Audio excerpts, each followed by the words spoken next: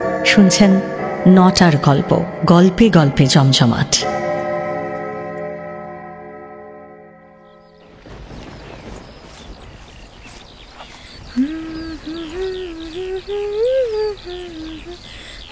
সদু দাঁড়া, ছুটে তো যাচ্ছিস, জল যে এলো বলে। জল এখন আসবে না মা, ছুটে গিয়ে দুটো কুড়িয়ে আনি।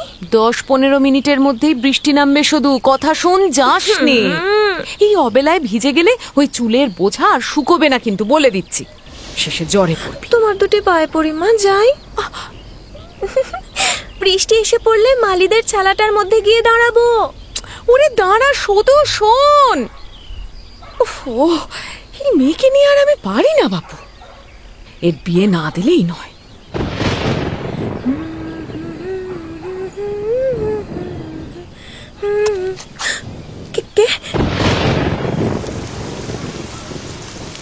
শুনছেন শরৎচন্দ্র চট্টোপাধ্যায়ের গল্প স্বামী।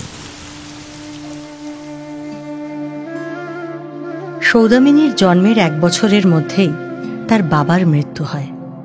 দেখতে দেখতে 18টা বছর পেরিয়ে গেছে।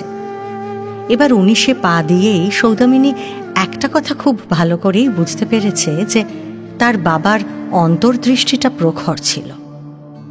তার জোরেই মেয়ের অমন নাম রেখেছিলেন তিনি, আর ওই নামের মধ্যেই মেয়ের ভবিষ্যৎ জীবনটা ধরা রয়েছে যেন। সৌদামিনী রূপসী ঠিকই, তবে রূপের দেমাক তার নেই। কিন্তু তার সারা জীবনটাই যে এমন বিদ্যুতের মতো ঝলসে উঠবে তা তো সে জানত না।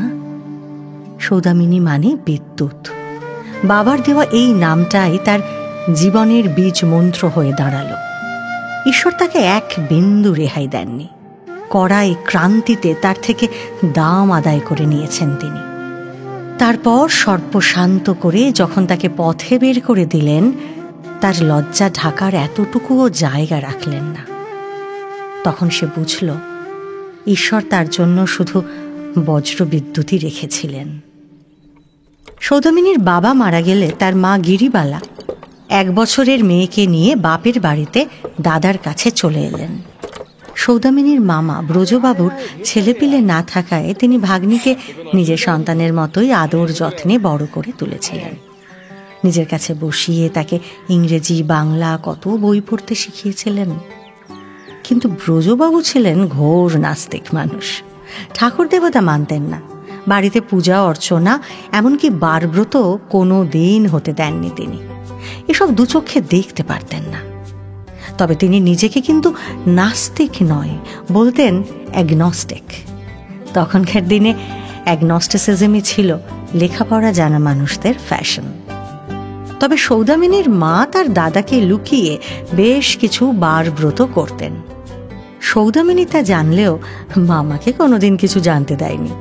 সে শুধু মন প্রাণ এক করে মামার বিদ্যে 16 আনার জায়গায় 18 আনা শিখে নেবার চেষ্টায় লেগে থাকত। তাদের দরজায় সাধু সন্ন্যাসীরা এসে দাঁড়ালেই সে দৌড়ে গিয়ে তার মামাকে খবর দিত। মামা, ও মামা, দেখবে এসো, 2জন সাধু এসেছে ভিক্ষে চাইতে গো। তাই নাকি? যেন যাত্রাপালা সং সেজেছে। এসো এসো, দেখবে এসো। চল গিয়ে দেখি একবার। দাদা, সদুর তো দিন দিন বয়স হচ্ছে, এখন থেকে একটু খোঁজাখুঁজি না করলে সময় বিয়ে দেবে কি করে? হ্যাঁ, বলিস কি রে বোন, এরই মধ্যে মেয়ের বিয়ে দিয়ে দিবি? হ্যাঁ, না না, এই সাহেবদের মেয়েরা তো এ বয়সে। সাহেবদের কথা তুলছো কেন দাদা? আমরা তো সত্যি আর সাহেব নই। ঠাকুর দেবতা না মানো ক্ষতি নেই, তারা তো আর তোমার সঙ্গে ঝগড়া করতে আসছেন না। কিন্তু পাড়া গায়ে সমাজ বলে তো একটা ব্যাপার আছে নাকি, তাকে উড়িয়ে দেবে কি করে? আরে ভাবিস না রে বোন, এসব ভাবিস না, সেসব আমি জানি।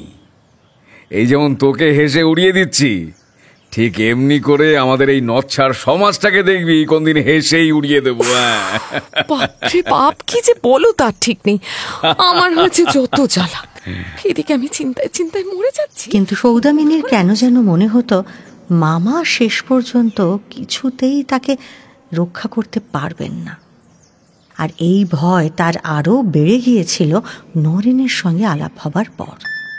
তাদের গ্রামের পশ্চিম পাড়ার বুক চিরে যে নালাটা গ্রামের সমস্ত বর্ষার জল নদীতে ঢেলে দিত, তার দুপাড়ে যে দুটো গ্রাম ছিল, তার একদিকের গ্রামে ছিল সৌদামিনীর মামাবাড়ি, আর আরেক দিকের গ্রামের জমিদার ছিলেন বিপিন মজুমদার।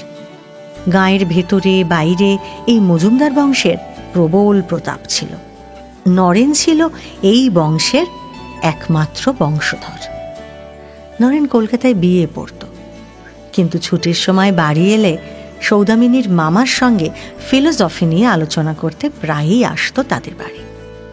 আলোচনা কোনো কোনো দিন তর্কাতর্কিতে পৌঁছে যেত, আর তখনই তর্কের জবাব দেবার জন্য ডাক পড়ত সৌদামিনীর। মামার যে তার ভাগ্নির বিদ্যের বহর দেখানোটাই উদ্দেশ্য ছিল, সে কথা বলাই বাহুল্য।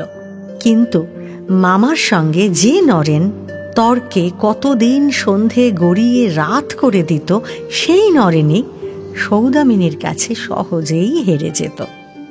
তার কারণ অবশ্য সৌদামিনী বুঝত, কিন্তু মুখে সে কিছু বলতো না। অবাক হয়ে দেখত নরেন হঠাৎ তর্ক মাঝপথে থামিয়ে মামার কাছে গভীর বিস্ময় প্রকাশ করে সৌদামিনীর অকুণ্ঠ প্রশংসা শুরু করেছে। আচ্ছা ব্রজবাবু, এই বয়সে সৌদামিনীর এত বড় লজিকের জ্ঞান, তর্ক করবার এমন আশ্চর্য ক্ষমতাকে আপনি কি একটা ফিনোমিনন বলে মনে করেন? কি জানো নরেন, এ শুধু শেখাবার ক্যাপাসিটি।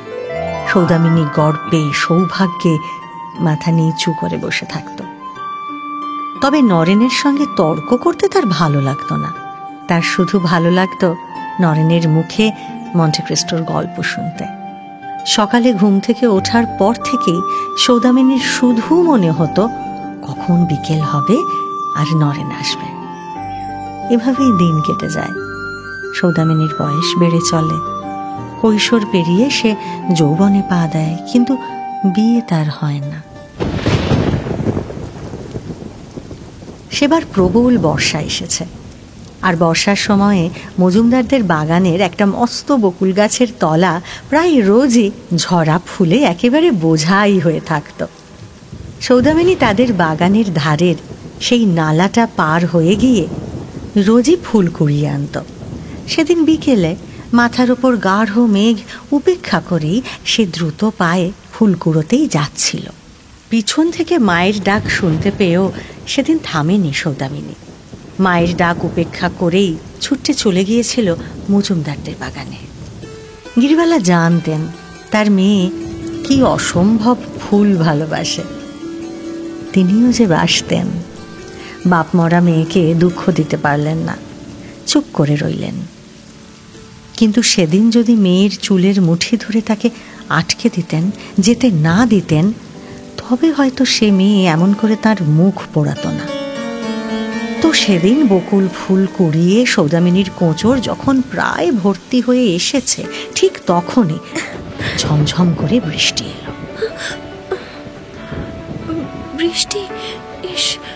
বৃষ্টি এলো। ছুটে গিয়ে মালিদের চালার মধ্যে ঢুকে কোনো মতে নিজেকে বাঁচালো সৌদামিনী। হ্যাঁ, বৃষ্টির হাত থেকে সেদিন নিজেকে বাঁচিয়েছিল ঠিকই সৌদামিনী, কিন্তু চালার নিচে খুঁটিতে ঠেস দিয়ে দাঁড়িয়ে থাকা সৌদামিনীর পাশে সেই আকাশ ভাঙা বৃষ্টির মধ্যে কে যেন ছুটে এসে দাঁড়ালো। চমকে উঠে মুখ ফেরালো সৌদামিনী। কে? ও মা, নরেন বাবু, আপনি? আরে শুধু যে তুমি এখানে? বারে, আমি তো রোজই এখানে ফুল কুড়োতে আসি।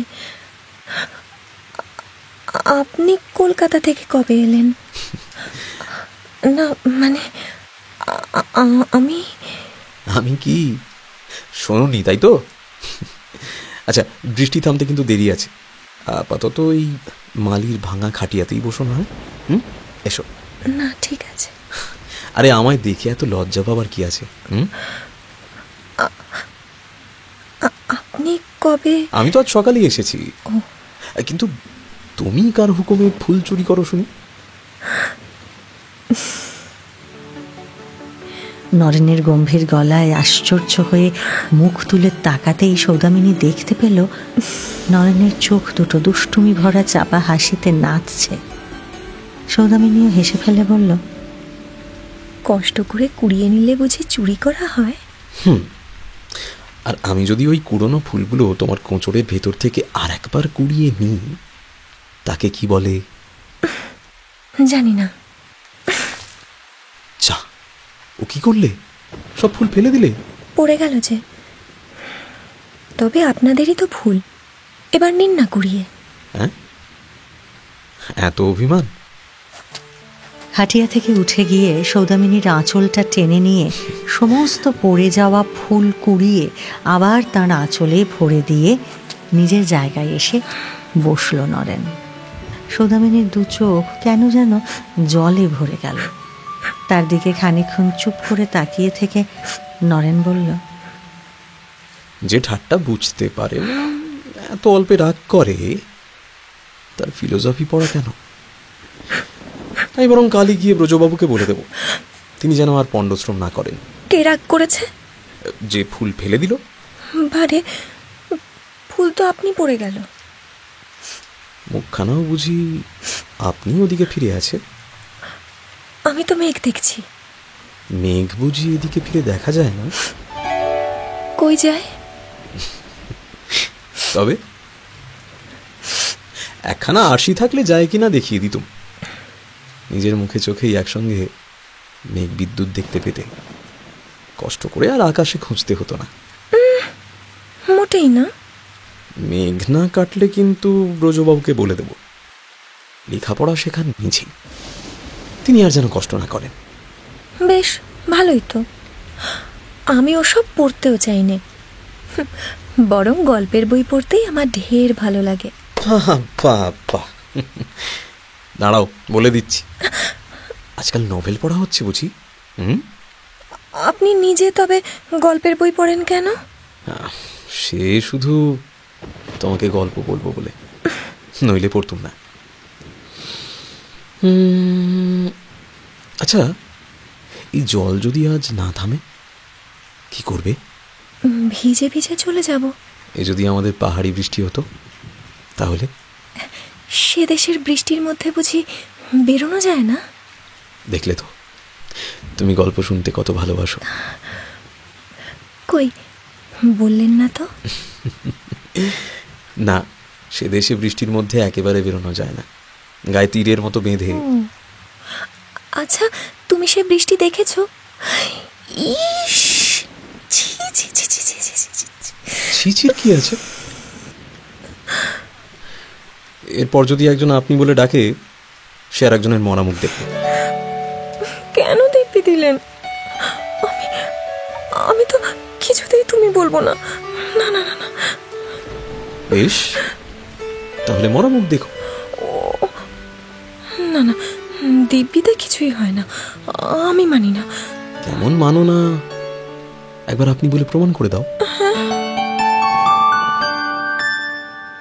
সৌদামিনী পারল না।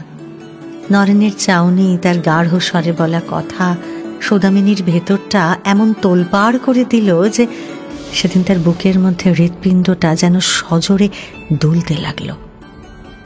ক্রমে আকাশের জল থামল বটে, কিন্তু পৃথিবীর জলে সমস্ত দুনিয়াটা যেন ঘুলিয়ে একাকার করে দিল। তখন সন্ধে হয়। আঁচলে বাঁধা ফুল নিয়ে কাদা ভরা বাগানের পথে বেরিয়ে পড়ল সৌদামিনী। বাড়ি ফিরবে। নরেন তাকে এগিয়ে দিতে চাইলেও সে রাজি হলো না। থাক। হতভাগী বুঝেছিল যে সেটা ভালো হবে না, কিন্তু অদৃষ্টকে ডিঙিয়ে সে যাবে কি করে? বাগানের ধারে এসে দেখে সমস্ত নালাটা জলে পরিপূর্ণ হয়ে আছে, পার হবার কোনো উপায় নেই। হতবুদ্ধি হয়ে অসহায়ের মতো দাঁড়িয়ে রইল সে। এবার আমি কি করি? নরেন তার সঙ্গে আসেনি ঠিকই, কিন্তু দূর থেকে তার উপরেই নজর রেখেছিল। এবার সৌদামিনীকে চুপ করে দাঁড়িয়ে থাকতে দেখে তার অবস্থাটা সহজেই বুঝতে পারল। কাছে এসে বলল, এখন উপায়? নালায় ডুবে মরি। সেও আমার ভালো, কিন্তু কিন্তু একলা অত দূর সদর রাস্তা ঘুরে আমি কিছুতেই যাব না। মা দেখলে। তবে আর কি, চলো তোমাকে সেই পিটুলি গাছটার উপর দিয়ে পার করে দিই। হ্যাঁ, তাই তো, আমার তো মনেই ছিল না। পিটুলি গাছটা তো বহুকাল হয়েছে ঝড়ে উপড়ে নালার উপর ব্রিজের মতো পড়ে আছে। ঠিক গতকাল তো আমি নিজেই তার উপর দিয়ে যাতায়াত করেছি। হ্যাঁ, তাই চলো, তাই চলো। কেমন মিষ্টি শোনালো বলো তো। যাও তো। নির্বিঘ্নে তোমাকে পার না করে দিয়ে কি আমি যেতে পারি? তুমি কি আমার পাড়ের কাণ্ডারি নাকি? বেশ পড়লে তো, দেখি তাই যদি হতে পারি। আবারও সৌদামিনী নিজের অসাবধানতায় মরমে মরে গেল। আর কথা না বাড়িয়ে মাথা নিচু করে এবার এগিয়ে গেল। দেখল পার হওয়া সোজা নয়। একে তো জায়গাটা গাছের ছায়ায় অন্ধকার, তাতে পিটুলি গাছটাই জলে ভিজে ভিজে যেমন পিছল তেমনি উঁচু নিচু হয়ে আছে, আর তার তলা দিয়ে সমস্ত বৃষ্টির জল হুহু শব্দে বয়ে যাচ্ছে। সৌদামিনী একবার পা বাড়ায়, একবার টেনে নেয়। নরেন খানিকক্ষণ দেখল কাণ্ডটা, তারপর বলল, আমার হাত ধরে যেতে পারবে? পারবো। দেখি, এসো, সাবধানে এসো। আস্তে আস্তে, তাল সামলে, পড়ে যাবে তো জলে। আস্তে এসো।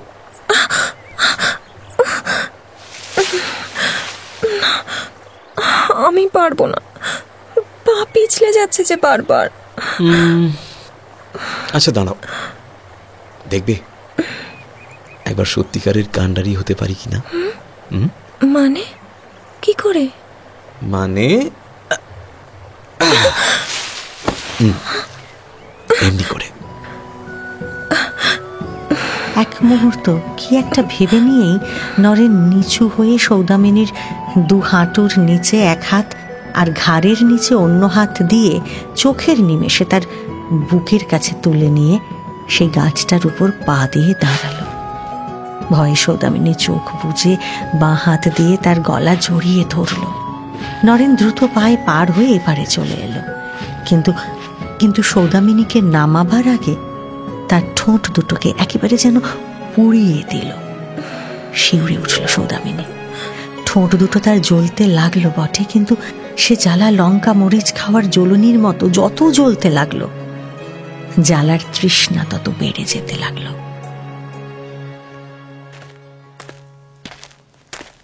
তার পরদিন নরেন ব্রজবাবুর সঙ্গে দেখা করতে এলো। সৌদামিনী সেখানেই বসেছিল, বসেই রইল। ইচ্ছে সত্ত্বেও উঠে চলে যেতে পারল না। ঘরের পাকা মেঝে যেন চোরা বালির মতো তার পা দুটোকে একটু একটু করে গিলতে লাগলো। এরপর নরেনের যে কি অসুখ হলো কে জানে, কিন্তু সে অনেক দিন পর্যন্ত আর কলকাতায় গেল না। রোজই দুজনের দেখা হতে লাগলো। গিরিবালার চোখে কিন্তু অনেক কিছুই বেমানান লাগতো। ব্রজবাবু আর নরেনের তর্কের মাঝখান থেকে তিনি প্রায়ই মেয়েকে ডেকে তুলে নিয়ে যেতেন। তারপর ভেতরে নিয়ে গিয়ে মেয়েকে শাসন ও সাবধান করে দিতেন। ওদের পুরুষ মানুষদের লেখাপড়ার কথাবার্তা হয়, তুই তার মধ্যে হাঁ করে বসে কি শুনিস বলতো? যা, বাড়ির ভেতরে যা। এত বড় মেয়ের যদি একটুও লজ্জা শরম থাকে, যা। কি হলো? যা বলছি। ব্রজবাবু লিখে পড়ে তর্ক করে ভগবানকে উড়িয়ে দেবার ফোন দিতেই সারাদিন ব্যস্ত থাকতেন, আর তাঁর নাকের ডগা দিয়ে কি যে ঘটে চলেছে তা তিনি দেখতেও পেতেন না। কিন্তু গিরিবালা দাদার মতো নন। তিনি যে তার মেয়ের মতোই মেয়ে মানুষ, তাঁর দৃষ্টিকে ফাঁকি দেওয়া সৌদামিনীর পক্ষে সহজ ছিল না। সৌদামিনী আর নরেনকে গিরিবালা ঠিকই বুঝতে পেরেছিলেন, আর সামাজিক বাধা যে তাদের দুজনের মধ্যে কত বড় ছিল এ সত্য মা ও মেয়ে দুজনেই জানতেন। তবু মেয়ে এই ভাবনাটাকে প্রাণপণে দু হাতে ঠেলে সরিয়ে রাখত। শত্রুর বদলে সে যে বন্ধুকেই ঠেলে ফেলছে তা সে টেরও পেত না। যে মাতাল একবার কড়া মদ খেতে শিখেছে, জল দেওয়া মদে তার কি আর মন ওঠে? নির্জলা বিষের আগুনে কলজে পুড়িয়ে দিতেই তখন সে সব থেকে বেশি সুখ পায়। তাছাড়া ছোটবেলায় সে বহুবার তার মায়ের সঙ্গে মজুমদারদের বাড়ি গিয়েছে। তাদের ঘর দোর, আসবাবপত্র, সিন্দুক, ঐশ্বর্য বরাবর তার চোখে ধাঁধা লাগিয়ে দিয়েছে। নিজের শ্বশুরবাড়ি হিসেবে সেই বাড়ি ছাড়া অন্য কোনো বাড়ির কথা সৌদামিনী কল্পনাতেও আনতে পারত না। এমনিভাবেই বেশ কয়েক মাস কেটে গেল। একদিন সকালবেলা নদী থেকে স্নান করে বাড়িতে পা দিয়েই সৌদামিনী দেখে বারান্দার ওপর একজন মাঝবয়সী বিধবা স্ত্রী লোক তার মায়ের কাছে বসে গল্প করছে। তাকে দেখেই সেই মহিলা গিরিবালাকে জিজ্ঞাসা করল, তাইটি বুঝি মেয়ে? হ্যাঁ মা, এই আমার মেয়ে। ওরে ও শুধু কাপড়খানা ছেড়ে একবার এখানে এসে বসতো দেখি মা। তা মেয়ের বয়স তো মনে হয়। না না মা, মেয়ের গরমটাই এমন বারন্ত, নইলে কই রে শুধু একবার আয় দেখি মা। তা হোক, ছেলেটিরও বয়স প্রায় 30-এর মতোই হবে। দুজনের মানাবে ভালো, বুঝলে? আর ওই শুনতেই দোষ বরে, নইলে যেন কার্তিক ঠাকুরটিয়া। ভিজে কাপড়েই দরজার আড়াল থেকে তাদের কথা শুনে সৌদামিনী সহজেই বুঝতে পারল এই মহিলা ঘটক ঠাকুরন তার জন্য সম্বন্ধ এনেছেন। বুকের ভেতরটা তার ঢিপ ঢিপ করতে লাগলো।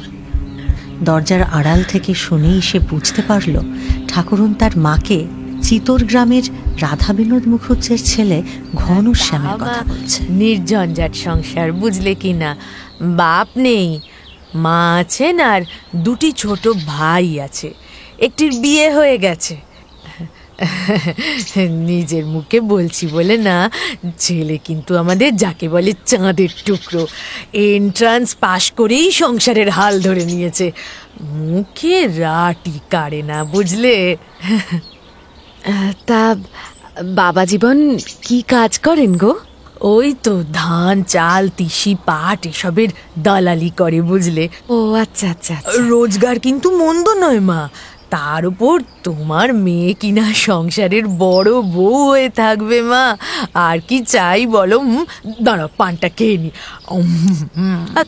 হ্যাঁ গা, শাশুড়ি মা ঠাকুরন ছাড়া আর কোনো মেয়ে সংসারে নেই বুঝি? থাকবে না কেন গা? ও, এক যা আছে, 2জন বিধবা ননদ আছে। আচ্ছা, মেলা লোক আছে সেখানে, নেই শুধু বড় বউ। ও আসলে কি জানো তো, প্রথম স্ত্রী মারা যেতে আর তো বিয়ে করতে চায়নি ঘনশ্যাম। নেহাত ওই মায়ের জোড়াজুড়িতে নারায়ণ থেকে গরুর ঘাটাল সব দিকই দেখতে হবে তো। মুখে ঘুটকি মারার জন্য শুধু আমাকেই পেলি, আর কাউকে চোখে পড়লো না বুঝি? ওরে ও শুধু কোথায় গেলি রে মা? একবার এদিকে আয়, তাড়াতাড়ি আয়। এই যে মা, ডাকছিলে? দেখো গো ঘটক দিদি, এই হলো আমার মেয়ে সৌদামিনী। তা তোমার মেয়ে তো মন্দ নয় মা, আমার তো বেশ ভালোই লাগলো। এখন দিন টিন ঠিক হয়ে গেলেই বাঁচি আর কি। তা ওরা একবার না, মানে বলছিলাম কি, ওই দেনা পাওনাটাও। আরে রাম রাম রাম, ওসব কিচ্ছুটি লাগবে না মা। মাটির মানুষ সব, বুঝলে কি না? আর পছন্দ, এই ঘটকির কথাই শেষ কথা মা। নিজের মুখে বলে বলছি না, আমার ওপরে মুখুজ্জে বাড়ি একটি কথাও কয় না, বুঝলে না? দেখো না, বিয়ের দিনটা ঠিক হলো বলে। তোমার মুখে ফুল চন্দন পড়ুক মা, আর কি বলবো? আমি কি বলি, এই যোগার যন্ত্র সব শুরু করে দাও দিদি, এই সামনের অগ্রাণেই হয়তো। ঘটক ঠাকুরনের কথা শুনে কিন্তু ব্রজবাবুর বিশেষ ভালো লাগলো না। ভাগ্নিকে তিনি এত লেখাপড়া শিখিয়েছেন কি খাটালে গিয়ে দুধ দোয়ানোর জন্য? আর ওই ঘনশ্যাম মাত্র এন্ট্রান্স পাস, কপাতা ইংরেজি জানে সে? না না, এখানে বিয়ে দিলে তার বদনাম হবে। স্বভাবসিদ্ধ ভঙ্গিতে রসিকতা জুড়লেন ব্রজবাবু তার বোনের সঙ্গে। হ্যাঁ, এন্ট্রান্স পাস মোটে? বলিস কি রে? ওরে, ও বাড়িতে খবর পাঠা, এখন বছর 2 শতুর কাছে এসে ইংরাজি পড়ে যাক, তবে বিয়ের কথা কওয়া যাবে। দাদা, তোমার পায়ে পড়ি দাদা, আর অমত করো না। এমন সুবিধে অন্য কোথাও পাওয়া যাবে না। দিতে থুতে কিচ্ছু হবে না জানো। তাহলে হাত পা বেঁধে গঙ্গায় দেখে যা, সেখানেও কোনো পয়সা লাগবে না। দাদা, 15 পা দিল যে। হ্যাঁ, তা তো দেবেই, 15 বছর বেঁচে রয়েছে যে। আচ্ছা দাদা, সত্যি করে বলো তো, তুমি কি ওর বিয়ে দেবে না? এরপরে কিন্তু একেবারেই পাত্র জুটবে না, এই আমি বলে দিলুম। যদি না জোটে না জুটবে, সেই ভয়ে তো আগে থেকে ওকে জলে ফেলে দিতে পারি না। ও দাদা, দাদা গো, তুমি একটিবার যাও, ছেলেটিকে একবার নিজের চোখে দেখে এসো। পছন্দ না হয় দেব না। তা অবশ্য মন্দ বলিসনি। আচ্ছা বেশ, তবে রবিবার যাব বলে চিঠি লিখে দিচ্ছি। আচ্ছা দাদা, বেশ বেশ। দেশ গায়ে আর যা অভাব থাক, ভাঙচির কিন্তু কোনো অভাব নেই। সেই ভয়ই সৌদামিনীর মা তার মেয়ের বিয়ের কথাটা কাউকে বলেননি। মাত্র 3টে প্রাণী ছাড়া সে কথা আর কেউ টেরও পায়নি। বাগানে এক টুকরো শাকের ক্ষেত করেছিল সৌদামিনী। 2 দিন পরে দুপুরবেলা একটা ভাঙা খুন্তি নিয়ে তার ঘাস তুলছিল সে। এমন সময় ঠিক তার পেছনেই পায়ের শব্দ পেল। মুখ ফিরিয়ে তাকাতেই বুকটা তার ছ্যাঁত করে উঠল। পিছনে নিঃশব্দে এসে দাঁড়িয়েছে নরেন। কিন্তু এ কি মুখ হয়েছে তার! সে মুখে কে যেন রাজ্যের কালি লেপে দিয়েছে। নরেনের এই চেহারা তো কখনো দেখেনি সৌদামিনী। তার বুকের ব্যথাটা বোধহয় চোখেও ফুটে উঠেছিল এবার। সেদিকে এক ঝলক তাকিয়েই থমথমে গম্ভীর স্বরে নরেন বলল, তবে সত্যি আমাকে ছেড়ে চললে? কোথায় চললাম? কেন, তুমি জানো না? কদিন বাদেই তো চিতোর গ্রামে চলে যাবে। বেশ, যাও, আমিও জন্মের মতো বিদায় নিতে এসেছি। কিন্তু তার আগে 2টো কথা বলতে চাই, শুনবে? কি কথা? ছি ছি, কাঁদে না। আচ্ছা, তোমার চোখটা মুছিয়ে দিই। ওই গাছতলাটায় একবার বসবে সৌদামিনী, শুধু একটিবার। ওখানে ওখানে কেউ আমাদের দেখতে পাবে না। যাবে একটিবার? চলো, এসো এসো। বাগানের এক প্রান্তে একটা কাঁটালি চাপার কুঞ্জ ছিল। সৌদামিনীকে সেদিকেই নিয়ে গেল নরেন। একটা অদ্ভুত ভয়ে সৌদামিনীর বুকটা দূর দূর করছে তখন। মনে হচ্ছে এইবার বুঝি ঝড় উঠবে। যদি সত্যি ওঠে, সেই ঝড়কে তাহলে সে আটকাতে পারবে তো? মুখ নিচু করে বসে রইল সৌদামিনী।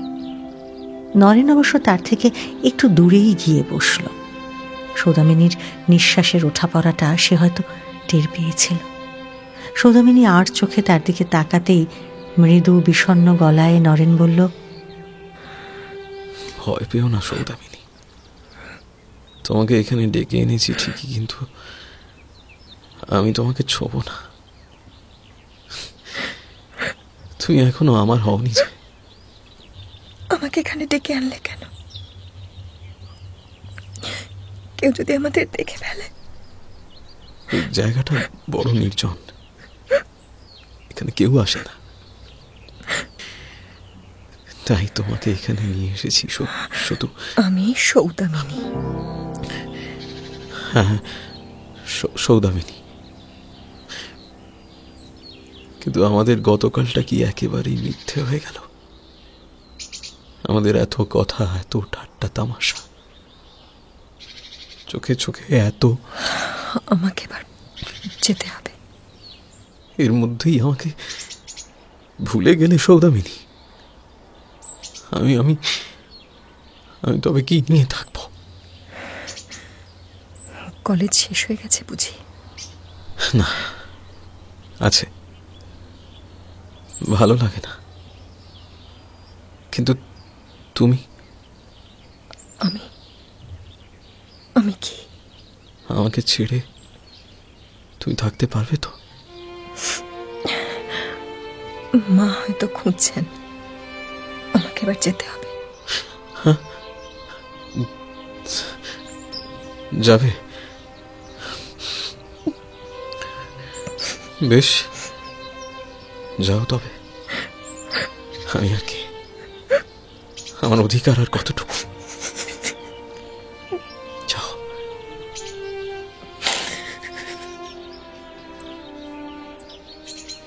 সৌদামিনীর কান্না এলো বটে, কিন্তু কেন যে এলো তা সে নিজেই জানে না। নরেনকে সে পছন্দ করে, নরেনের প্রতি তার আকর্ষণ আছে ঠিকই, কিন্তু তার মানে তো এই নয় যে সে তার হৃদয়ের সবটুকু কেড়ে নিয়ে বসে আছে। যতবার তার কাছে এসে ভালোবাসার কথা বলে নরেন, আবেগের কথা বলে, প্রতিবারই সৌদামিনীর মনে কি একটা ভার যেন চেপে বসে থাকে, যেন কার সর্বনাশ করে সত্য ঘরে ফিরেছে সে। কেমন একটা অবসাদ যে তাকে ঘিরে ধরে, তা ঠাহর করতে পারে না সৌদামিনী। তার বুকের মাঝে যিনি বাস করেন, সেই বিধাতা কি সৌদামিনীর হৃদয়ে নরেনকে মেনে নিতে পারেননি কখনো? না, এত কথা সৌদামিনী জানতে পারেনি, ভাবতেও পারেনি সেদিন। মনে তার বান ডেকেছে, তবে কি তা শুধু নরেনেরই জন্য? প্রথম কৈশোরের সেই উত্তপ্ত স্পর্শের জন্য, নাকি ছিন্নমূল হয়ে ভেসে যাওয়ার ভয়? জানে না সৌদামিনী। মুখে আঁচল চেপে ভেতর বাড়ির দিকে ছুটে যায় সে, আর তখনই শুনতে পায় সাধের নাগরাই ফটফটিয়ে মামা বেরিয়ে গেলেন। দুগ্গা দুগ্গা, মাগো তুমি সবকিছু ঠিক করে দিও মাগো, তুমি সব দেখে রেখো। দুগ্গা দুগ্গা। তার মানে মামা গেলেন পাত্র দেখতে। উঁকি দিয়ে মায়ের মুখখানি দেখল সে মুখে উৎসাহের লেশ মাত্র নেই। মুখটা চুন করে দাঁড়িয়ে আছেন সৌদামিনীর মা গিরিবালা। তার মানে যাওয়ার আগেও বেশ ভালোই ঠাট্টা তামাশা করেছেন মামা। এবার একটু হাঁপ ছাড়ল সৌদামিনী। যাক বাবা, এই যাওয়াটা তাহলে মামার পণ্ডশ্রম হবে। মামা কিছুতেই পাত্র পছন্দ করবে না। পাত্র তার কিছুতেই পছন্দ হবে না। মনে মনে নিশ্চিন্তই হলো সৌদামিনী। ব্রজবাবু যখন ফিরলেন তখন বেশ খানিকটা রাত হয়েছে। উন্মুখ হয়ে ঘরবার করছিলেন সৌদামিনীর মা। গিরি, গিরি। দাদা, দাদা এসেছো? এসো এসো। আরে অনেকটা ধকল গেল তোমার। হ্যাঁ, তা ধকল একটু হয়েছে বটে, অনেকটা দূর তো। হ্যাঁ, বসো দাদা বসো। এই যে একটু জল খাও, এই নাও এই নাও।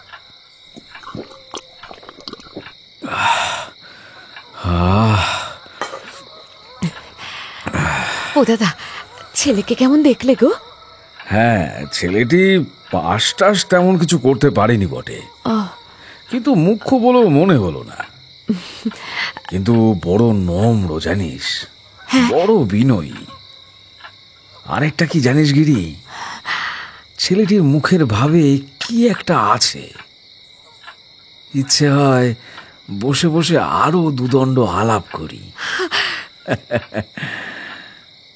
বড় ভালো ছেলেটা। ও দাদা, তবে আর তুমি আপত্তি করো না গো, তুমি মত দিয়ে দাও। আমাদের সুদূর একটা কিনারা হয়ে যাক। আচ্ছা, সে ভেবে দেখি, পরে বলবো খন। মামা এখনো পুরোপুরি মত দেননি, তার মানে এখনো কিছু আশা আছে। এক রাশ নিরাশার মধ্যেও এই আশাটুকুকেই আঁকড়ে ধরল সৌদামিনী। ঈশ্বরের প্রতি ব্রজবাবুর কোনো টান নেই, ভাগ্নিকেও সে পথ চেনাননি তিনি। তবু আজ অকুল পাথারে পড়ে মনে মনে ঠিক কার কাছে মুশকিল আসানের পথ চাইতে লাগলো সৌদামিনী, তা বোধহয় সে নিজেও জানে না। নিজের প্রার্থনায় তার নিজেরই বিশ্বাস ছিল না, কিন্তু মামার উপরে ছিল। সেই মামাই যে তাকে এভাবে ভাসিয়ে দিয়ে যাবেন, একথা স্বপ্নেও ভাবেনি সৌদামিনী। আচমকা হার্ট অ্যাটাক হলো ব্রজবাবুর, আর চলে যাওয়ার আগে এক অদ্ভুত কাণ্ড করলেন তিনি। যে ঈশ্বরকে তিনি সারা জীবন অবিশ্বাস করেছেন, চোখ বোঝার আগে তাঁকেই প্রণাম জানিয়ে বোনকে বললেন, গিরি, বোন, আমি মদ দিয়ে যাচ্ছি রে। সুদূর সুদূর সেখানেই বিয়ে দিস। আচ্ছা আচ্ছা দাদা। ছেলেটির যথার্থ ভগবানে বিশ্বাস আছে।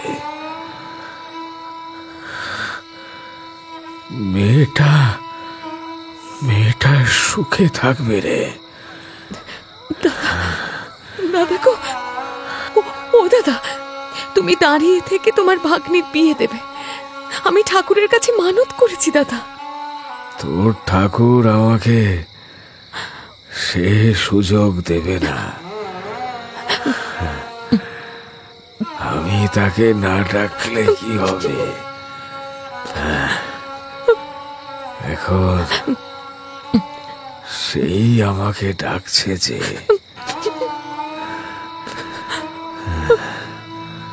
শুনতে পাচ্ছিস? আরে মামা, শুনতে পাচ্ছিস?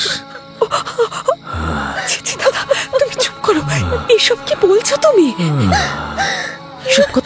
এসব কথা বলতে নেই, তুমি ঠিক।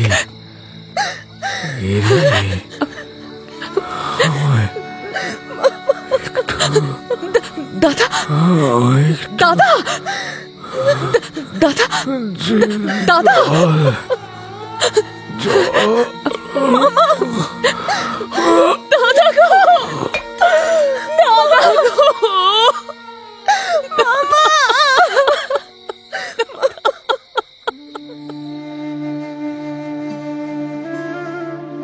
ব্রজবাবুর চলে যাওয়ার কথা ছিল না, তবু তিনি চলে গেলেন একেবারে আচমকা। সুখে দুঃখে কিছুদিন কেটে গেল বটে, কিন্তু যে বাড়িতে অবিবাহিতা মেয়ের বয়স বিয়ের সীমারেখা পার হয়ে যায়, সেখানে আলস্য ভরে শোক করবার সুবিধে থাকে না। সৌদামিনীর মা চোখ মুছে উঠে বসে আবার কোমর বেঁধে লাগলেন। মামির বিস্তর তর্ক ঝগড়ার পরে অবশেষে বিয়ের দিন ঠিক হল। বিয়ের বয়সের তুলনায় সৌদামিনী তখন একটু বেশিই লম্বা।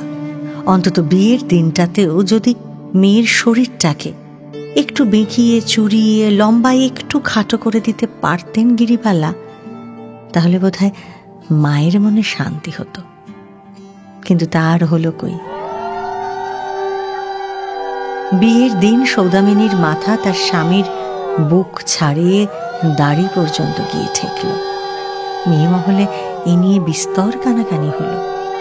কোনো রকমে তবু বিয়েটা হয়ে গেল, কিন্তু শুভ দৃষ্টিটা আর হলো না। প্রাণপণে চোখ বন্ধ করে রইল সৌদামিনী। লোকে ভাবল এই ধিঙ্গি বয়সে বিয়ে হচ্ছে বলেই বোধহয় মেয়ের এত লজ্জা। মা মনে মনে বললেন, সংসারের জোয়ালে একবার গেঁথে গেলেই সব অনীহা ধুয়ে সাফ হয়ে যাবে। তবে চোখ বুঝে বুকের মধ্যে কার মুখখানা সৌদামিনী যে দেখছিল, সে কথা কেবল সৌদামিনীই জানে। আজ এই প্রথম এই সানাই চেলি আলো উলুধ্বনি শাঁখ আর মালার মধ্যে পড়ে বারবার কেন যে তার নরেনকে মনে পড়ছিল কে জানে। সেই চাপা হাসি আর চোখের কৌতুকটা তাকে যেন পাগল করে দিচ্ছিল। মর্মান্তিক যন্ত্রণায় ভেতরে ছটফট করতে থাকে সৌদামিনী। আচ্ছা, নরেনের জন্য কেন অপেক্ষা করছে সে? নরেন তাকে কোনো এককালে কথা দিয়েছিল বলে। কেউ আমাদের আলাদা করতে পারবে না, দেখো, কেউ না। বারে আমার বুঝি বিয়ে হবে না? কখনো না। আমি ঠিক তোমাকে নিয়ে পালিয়ে যাব, দেখো না, ঠিক পালিয়ে যাব। সৌদামিনী কি সে কথা বিশ্বাস করেছিল? সে কি সত্যিই নরেনের সঙ্গে পালিয়ে যেতে চেয়েছিল? নাহলে শুভদৃষ্টির দিন বারবার কেন তার বন্ধ চোখে নরেন ভেসে উঠবে? কেন শ্বশুরবাড়ি যাওয়ার সময় পালকি থেকে এক ঝলক কাঁটালি চাপা বোনটার দিকে চেয়ে বুকটা অমন হু হু করে উঠবে? গা ঝেঁটিয়ে সবাই তাকে বিদায় দিতে এলো, কই নরেন তো এলো না। সেদিনের পর থেকে আর একটা দিনও সৌদামিনীর কাছে আসেনি সে, তার খবরটা পর্যন্ত নেয়নি। তাহলে সেদিন তার কাছে অমন করে ভেঙে পড়েছিল কেন? সবটাই কি সৌদামিনীর মনের ভুল ছিল? একবারের জন্য তো আমাকে দেখতে এলো না নরেন্দা। তাহলে তাহলে সবটাই কি আমার মনের ভুল? চোখের জলে ভেসে ভেসে কখন যে সে চিতরে পৌঁছে গেল বুঝতে পারল না সৌদামিনী। শাঁখ বাজল, উলুধ্বনি দিল সকলে, আর বরণের হুড়োহুড়িতে হুঁশ ফিরলেও তার মনটা কিন্তু সেই কাঁটালি চাপা বনেই পড়ে রইল। দেখতে দেখতে বিয়ের সমস্ত আচার অনুষ্ঠান মিটে গেল। ঘনশ্যামের ধর্মপত্নীর পদে এবার পাকাপাকিভাবে বসল সৌদামিনী। সৌদামিনীর শ্বশুর নেই, সৎ শাশুড়ি তার নিজের দুটি ছেলে, একটি বউ এবং বিধবা মেয়েটিকে নিয়ে ভারী ব্যতিব্যস্ত। এতদিন নিরাপদে সংসার করছিলেন, এখন হঠাৎ একটা মস্ত বউ দেখে তার সমস্ত মনে একেবারে যুদ্ধংদেহী ভাবটা যেন জেগে উঠল। কিন্তু মুখে বললেন, বাঁচলুম বৌমা, তোমার হাতে সংসার ফেলে দিয়ে এখন দুদণ্ড ঠাকুরের নাম করতে পাবো। ঘনশ্যাম আমার পেটের ছেলের চেয়েও বেশি। সে বেঁচে থাকলেই সব বজায় থাকবে, এইটি বুঝে শুধু কাজ করো মা। হ্যাঁ, আর আমি কিচ্ছু চাইনি। কি মনে থাকবে তো? থাকবে মা। বেশ বেশ বেশ, বৌমাটি আমার একেবারে সতী লক্ষ্মী গো। মুখে ঘনশ্যামের প্রতি স্নেহ দেখালেন বটে, কিন্তু সৎ ছেলেকে যে তিনি দু চক্ষে দেখতে পারেন না সে কথা বুঝতে সৌদামিনীর দেরি হলো না। আর নতুন বউও যে তার স্বামীর খাওয়া পড়া, ওঠা বসা, খরচপত্র নিয়ে দিন রাত টিকটিক করে বেড়াবে না, শাশুড়িও এ কথা বেশ ভালোই বুঝে গেলেন। সংসারের গিন্নি হয়ে বসার মতো প্রবৃত্তি যে এই বউয়ের নেই তা বুঝতে পেরে শাশুড়ি, ননদ আর মেজ জায়ের যেন স্বস্তির নিঃশ্বাস পড়ল।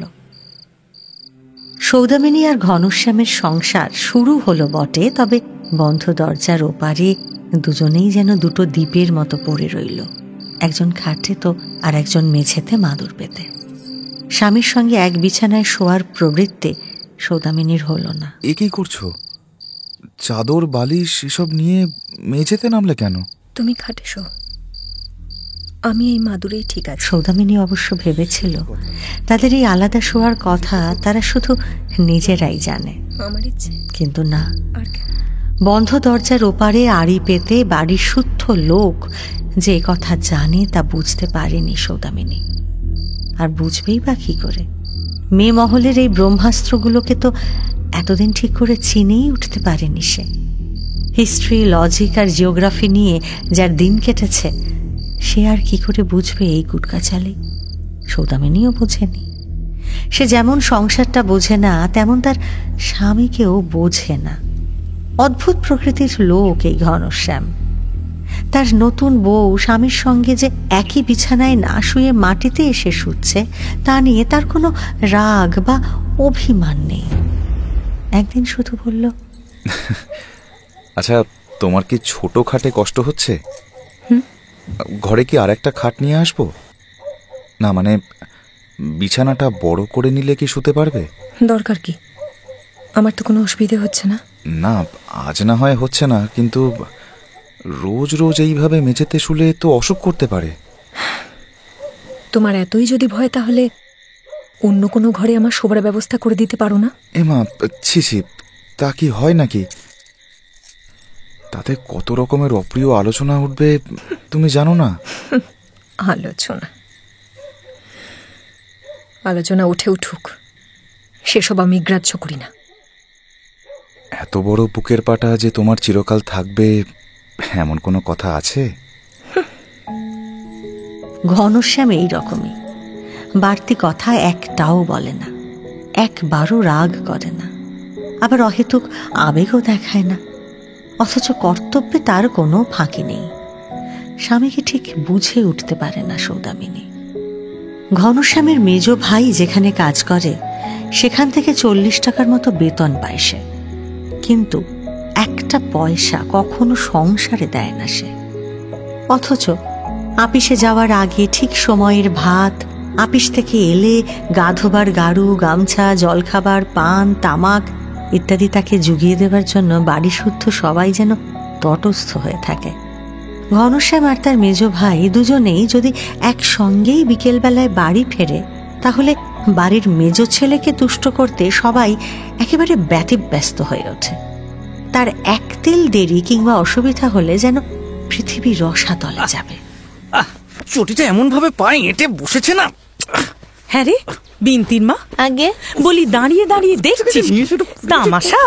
মেজবাবুর চটিটা খুলে দিতে পারছিস না? এই যে মা, এক্ষুনি দিচ্ছি, দেখি বাবু এদিকে। এই যে হয়ে গেছে। ওরে ও প্রসন্ন, জলটা তুলেছিস বাবা? মেজবাবু মুখ হাত ধোবে যে। রেখেছি মা, সব তুলে রেখেছি। যাক, যা বাবা যা, এবার একটু হাত মুখ ধুয়ে বিশ্রাম নে। সেই কোন সকালে বেরিয়েছিস। যা বাবা যা।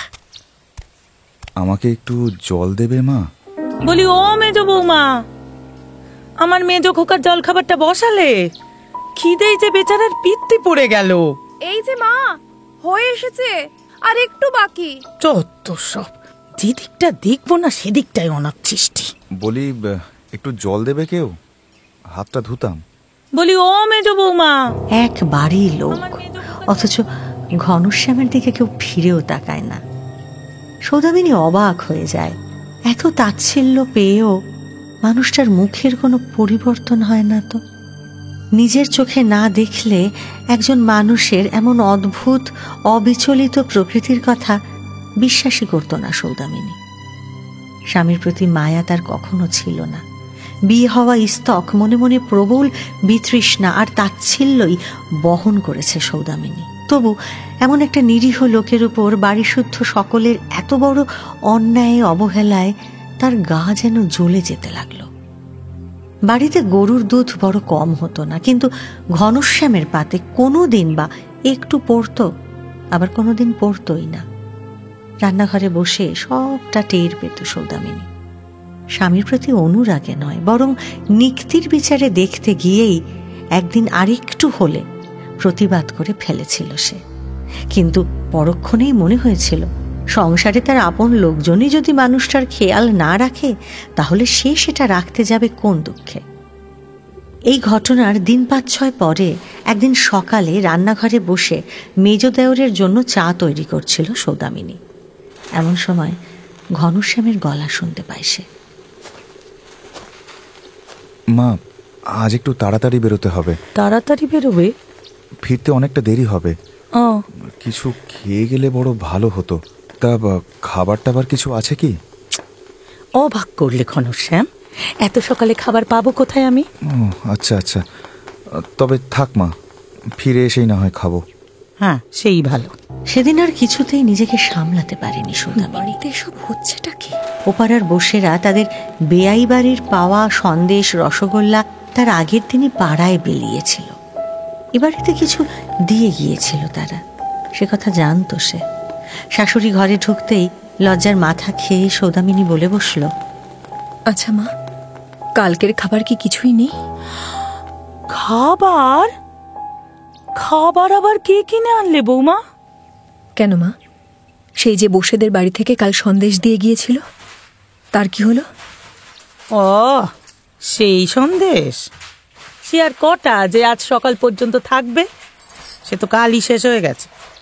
তা ঘরেই কিছু খাবার তৈরি করে দেওয়া যেত না কি মা? তা বেশ তো বৌমা, তুমি তো বসে বসে সব শুনছিলে বাচ্চা, তুমি নিজে কেন করে দিলে না? মায়ের চেয়ে মাসির দরদ বেশি, দুদিন এসে দরদ দেখাচ্ছে বরের প্রতি। ঝোঁকের মাথায় কথাটা বলেই চুপ করে বসে রইল সৌদামিনী।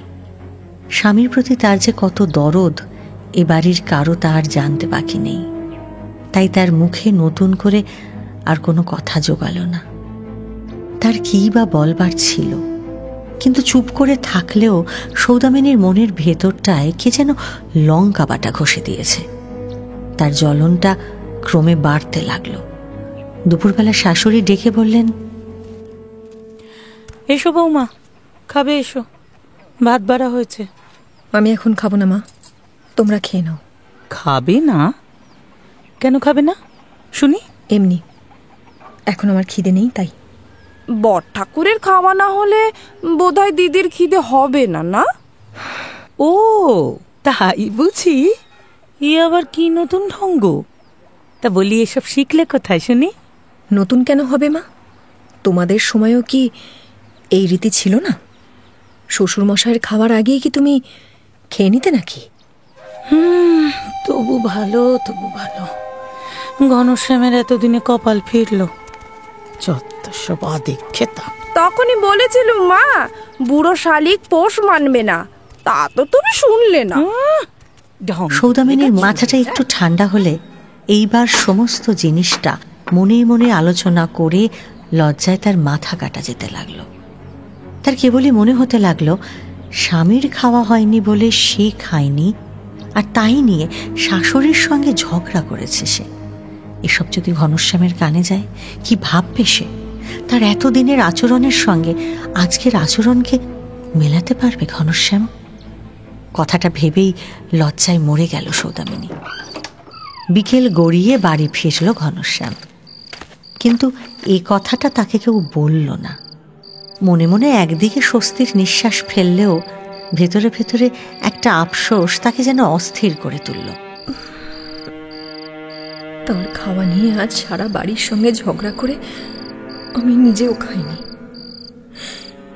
এই কথাটা কেউ তাকে একবারও বলল না কেন? না বললে তিনি জানবেন কি করে? রাত গভীর হয়েছে। বিছানার ওপর ঘনশ্যাম তখন ঘুমিয়ে কাদা। মাদুরে শুয়ে ক্রমশই এপাশ ওপাশ করতে লাগলো সৌদামিনী। ঘুম এলো না তার। এত বড় কর্তব্যের খবরটা ঘনশ্যামকে সে কি করে শোনাবে, সে কথা ভাবতে ভাবতেই রাত কেটে গেল। গরমটা এবার একটু বেশিই পড়েছে। প্রতিদিন সন্ধে থেকে বিচ্ছিরি গুমট করে থাকে, রাত হলে গুমটটা আরো বাড়ে। প্রতি রাতে সৌদামিনীর আজকাল মাথা ধরে থাকে। দিন পাঁচেক হলো তার ভালো ঘুম হয় না। অনেক রাত অবধি ছটফট করতে করতে অবশেষে একটু তন্দ্রা মতো এসেছিল তার, কিন্তু চোখ বুজে থেকেই কেমন একটা অস্বস্তি হলো সৌদামিনীর। তার মনে হলো মাথার পাশে কেউ বসে বুঝি ধীরে ধীরে বাতাস করছে তাকে। পাখাটা গায়ে ঠেকে যেতেই ঘুম ভেঙে গেল তার। ঘরে তখনও আলো জ্বলছিল। সৌদামিনী চোখ চেয়ে দেখল তার মাথার পাশে বসে আছে তার স্বামী ঘনশ্যাম। রাত জেগে হাওয়া করে তাকে ঘুম পাড়াচ্ছে সে। ধর্মর করে উঠে বসল সৌদামিনী। ঘনশ্যাম বলল, আরে এই দেখো, আবার উঠে পড়লে কেন? শো শো, শুয়ে পড়ো, অনেক রাত হয়েছে। এ তুমি কি করছো? আহা, এখন আর একটাও কথা নয়, ঘুমাও। জেগে থাকলে কিন্তু মাথা ধরা ছাড়বে না। আমার মাথা ধরেছে সে কথা তুমি জানলে কি করে? কে খবর দিল?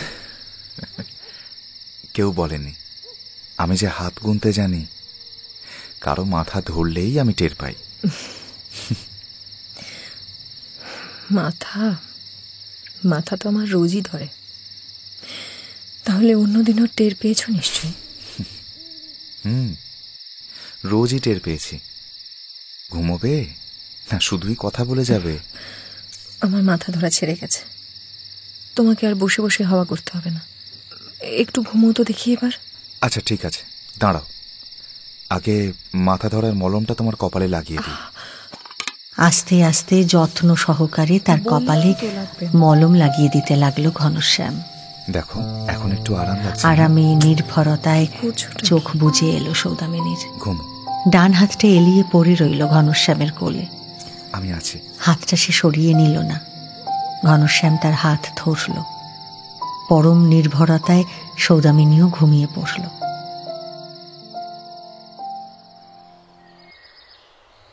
সকালে যখন তার ঘুম ভাঙল তখন ঘনশ্যাম বেরিয়ে গেছে।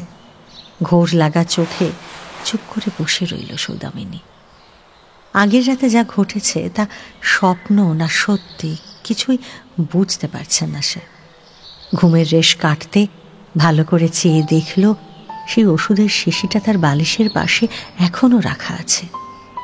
কি যেন মনে হলো তার, শাশুড়ি ঠাকুরুন যে সেই ঝগড়ার দিন থেকেই সৌদামিনীর ওপর নজর রেখেছিলেন তা সে জানত। মনে মনে লজ্জাও সে কম পায়নি। তাই ঘনশ্যামের খাওয়া দাওয়া নিয়ে আর কোনো তর্কে সে যাবে না, এটা ঠিক করেই ফেলেছিল। কিন্তু মানুষ ভাবে এক, হয় আর এক। ঘনশ্যামের যত্ন, খাওয়া পড়া ইত্যাদি বিষয়গুলো কোন ফাঁকে যে সৌদামিনীর মন জুড়ে বসেছিল তা সে নিজেই বুঝতে পারেনি। দুটো দিন যেতে না যেতেই শাশুড়ির সঙ্গে আবারও একদিন তার ঝগড়া হয়ে গেল। সেদিন ঘনশ্যামের একজন আড়তদার বন্ধু সাত সকালে মস্ত বড় একটা রুই মাছ পাঠিয়েছিল। উঠোনে সেই মাছটাকে ঘিরে সবাই মিলে গোল হয়ে কথাবার্তা বলছিল। মেজো যা বঁটি পেতে তরকারি করতে বসে গেছিল। শাশুড়ি নিজে দাঁড়িয়ে সেসবের তদারকি করছিলেন। ডুমো ডুমো করে কেটো বৌমা, এটা ডালনার আলু। আর ওই যে ওই পটলগুলো আছে ওটা মাছের ঝোলে দিও, কেমন? বাড়িতে সেদিন মাছেরই অগন্তি পদ। একাদশী পড়েছে বলে শাশুড়ি আর তার বিধবা মেয়ের উপোস, তাই তাদের জন্য নিরামিষ তরকারির কোনো ঝঞ্ঝাট নেই। কিন্তু ঘনশ্যাম বৈষ্ণব, মাছ মাংস স্পর্শ করে না সে। ডাল ভাজা অম্বলে তার চলে যায়। মাঝে মাঝে দু একটা ভালো তরকারি যদি পাতে পড়ে সে বেশ আহ্লাদ করে খায়। সে সব দূর থেকে দেখেছে সৌদামিনী। কিন্তু এদিন আর নিরামিষের কোনো উচ্চবাচ্যই নেই দেখে সৌদামিনী এগিয়ে এসে জিজ্ঞাসা করল, মা আজ ওর জন্য কি রান্না হচ্ছে? আজ আর সময় কই বৌমা, ওর জন্য দুটো আলু উচ্ছে ভাতে দিতে বলে দিয়েছি, তারপর একটু দুধ দেবক্ষণ। সময় নেই কেন মা? তা আজ এত কিসের তারা পড়ে গেছে? দেখতেই তো পাচ্ছ বৌমা, এতগুলো আঁশ রান্না হতেই বোধহয় প্রায় 10টা-11টা বেজে যাবে। তাহলে? হ্যাঁ মা, তা তো জানি। না বাছা, জানো না, আজ আমার মেজো খোকার 2-4 বন্ধু বান্ধব খাবে। আর তারা হলেন সব আপিসের মানুষ। 10টার মধ্যে খাওয়া না হলে পিত্তি পড়ে সারাদিন খাওয়াই হবে না। এর উপর আবার নিরামিষ রান্না করতে গেলে রাঁধুনি তো আর বাঁচে না। তার প্রাণটাও তো দেখতে হবে বাছা, তাই না? শুধু আলু উচ্ছে ভাতে দিয়ে কি কেউ খেতে পারে মা? বলি একটুখানি ডাল রাঁধবার মতো কি সময় হতো না? তোমার সঙ্গে অত তর্ক করতে পারি না বাছা, আমার কাজ আছে। কাজ সকলেরই আছে মা। তিনি 30 টাকার কেরানিগিরি করেন না বলে, কুলি মজুর বলে তোমরা তুচ্ছ তাচ্ছিল্য করতে পারো, কিন্তু আমি তা পারি না। আমি ওই দিয়ে ওকে কিছুতেই খেতে দেব না। রাঁধুনি রাঁধতে না পারে, আমি যাচ্ছি। ওই দিয়ে ও খাবে না, কিছুতেই না। আহারে, তুমি তো সবে কাল এলে বৌমা, এতদিন তার খাওয়া দাওয়া কি করে হতো শুনি? সেই খোঁজে আমার দরকার নেই মা। এখন থেকে ওর খাওয়ার দায়িত্বটা আমার। কত বড় হাসপাতাল! শাশুড়ির মুখের উপর তেজ দেখিয়ে স্নান করে রান্নাঘরে ঢুকলো সৌদামিনী। একটু সরো দেখি রান্নার বউ। ঘনশ্যামের জন্য নিজে হাতে আজ সে রান্না করলো। দেখতে দেখতে দিনের আলো নিভে এলো। যে যার কাজ থেকে ফিরে এসেছে এবার। রাতের খাওয়া দাওয়াও শেষ হয়েছে সবার। স্বামীর বিছানাটা বরাবরই নিজের হাতে করে সৌদামিনী। 12টার আগে কখনোই শুতে আসে না ঘনশ্যাম। সৌদামিনী ততক্ষণে ঘুমিয়ে পড়ে। আজ কিন্তু সে ঘুমোয়নি। একটা বই হাতে নিয়ে জেগে বসে রইল আর অধীর হয়ে ঘড়ি দেখতে লাগলো। ঘড়ির কাঁটা যখন ঠিক 12টায় পৌঁছলো, দরজা খুলে ঘরে এলো ঘনশ্যাম। এ কি, এখনো শোনি যে? তাই তো 12টা বেজে গেছে না? খেয়ালই ছিল না। আজ আবার কি হাঙ্গামা বাঁধিয়েছিলে শুনি? তা কে খবর দিলে? গোয়েন্দার নামটা জানতে পারি কি? গোয়েন্দার কি দরকার? সেদিন তোমাকে তো বলেছি আমি হাত গুনতে জানি। আচ্ছা, এত অল্পে তুমি অতখানি রাগ করো কেন বলো তো? অল্প?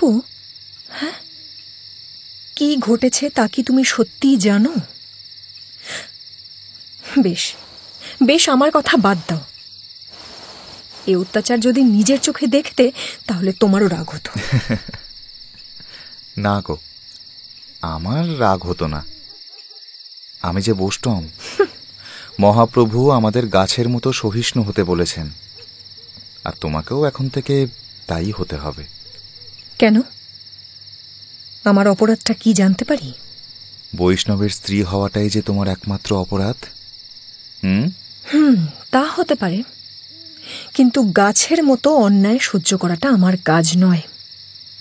তা সে যে প্রভুই আদেশ করুন। তাছাড়া যে লোক ভগবান পর্যন্ত মানে না, তার কাছে আবার মহাপ্রভু কি? তুমি ভগবান মানো না? কেন? কেন কেন আবার? ভগবান বলে কিছু নেই তাই মানি না? ওসব মিথ্যে। মিথ্যে? শুনেছিলাম তোমার মামা নাকি নিজেকে নাস্তিক বলতেন। না, তিনি নিজেকে নাস্তিক বলতেন না তো, অ্যাগনস্টিক বলতেন। হ্যাঁ, সে আবার কি? এমন কথা তো কখনো শুনিনি আগে। অ্যাগনস্টিক তারা যারা ঈশ্বর আছেন না নেই তা নিয়ে কোনো কথাই বলেন না। থাক, এসব আলোচনা এখন থাক। আমার সামনে কথা আর কোনোদিন মুখেও এনো না। এত অল্পে থেমে যাওয়ার মেয়ে নয় সৌদামিনী। তর্ক করতে যাচ্ছিল, কিন্তু তার স্বামীর মুখের দিকে তাকিয়ে সৌদামিনীর মুখে আর কোনো কথাই জোগালো না।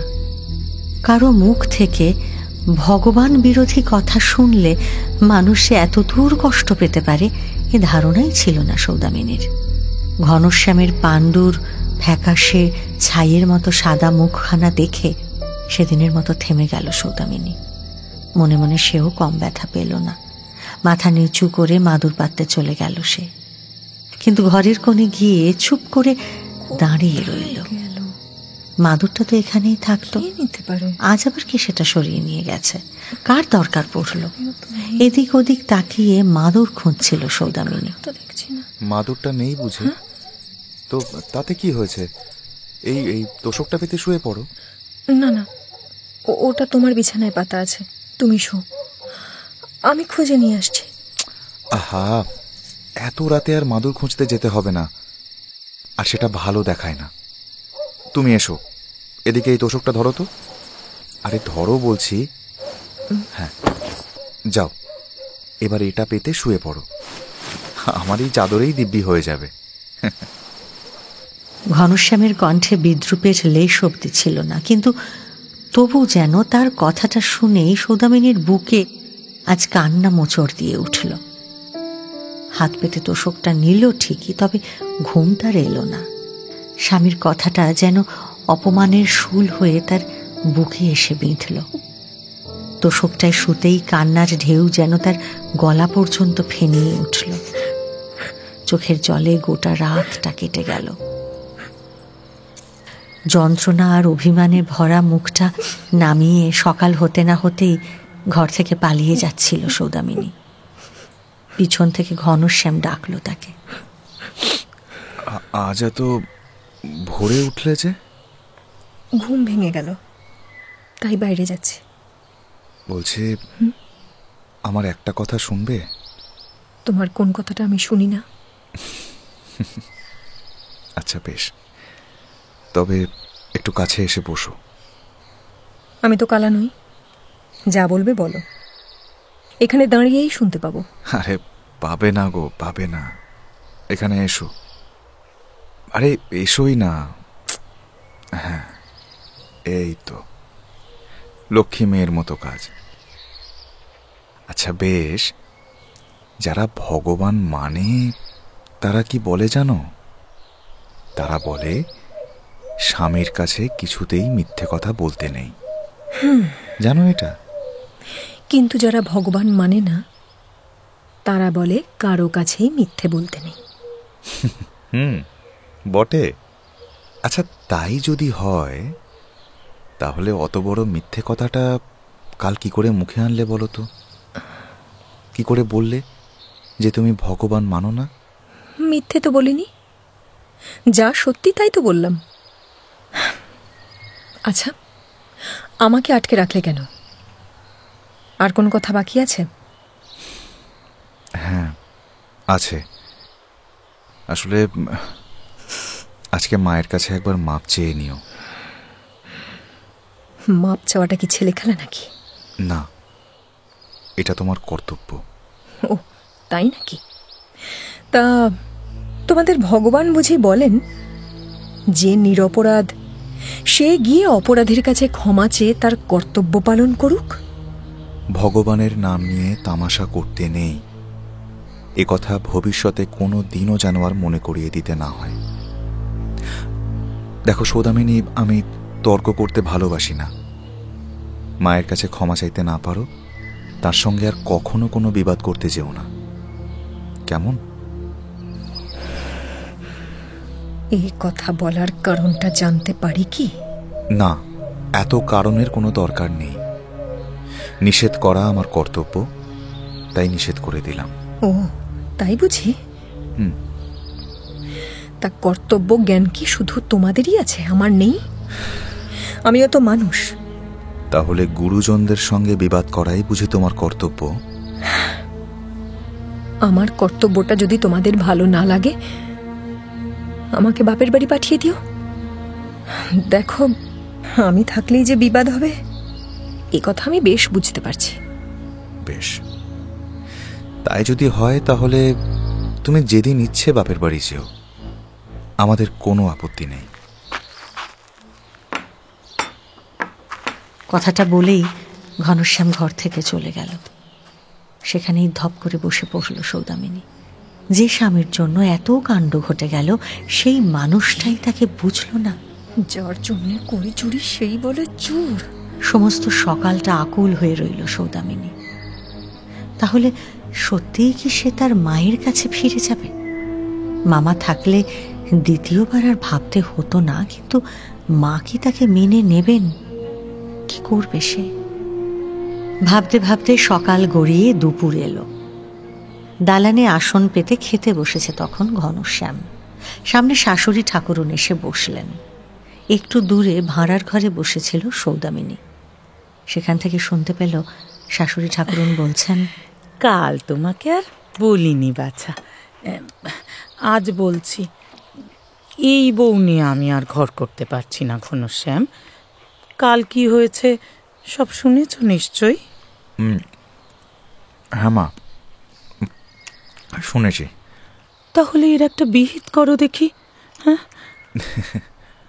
বিহিত করার মালিক তো তুমি নিজেই মা, আমি আবার কি করব?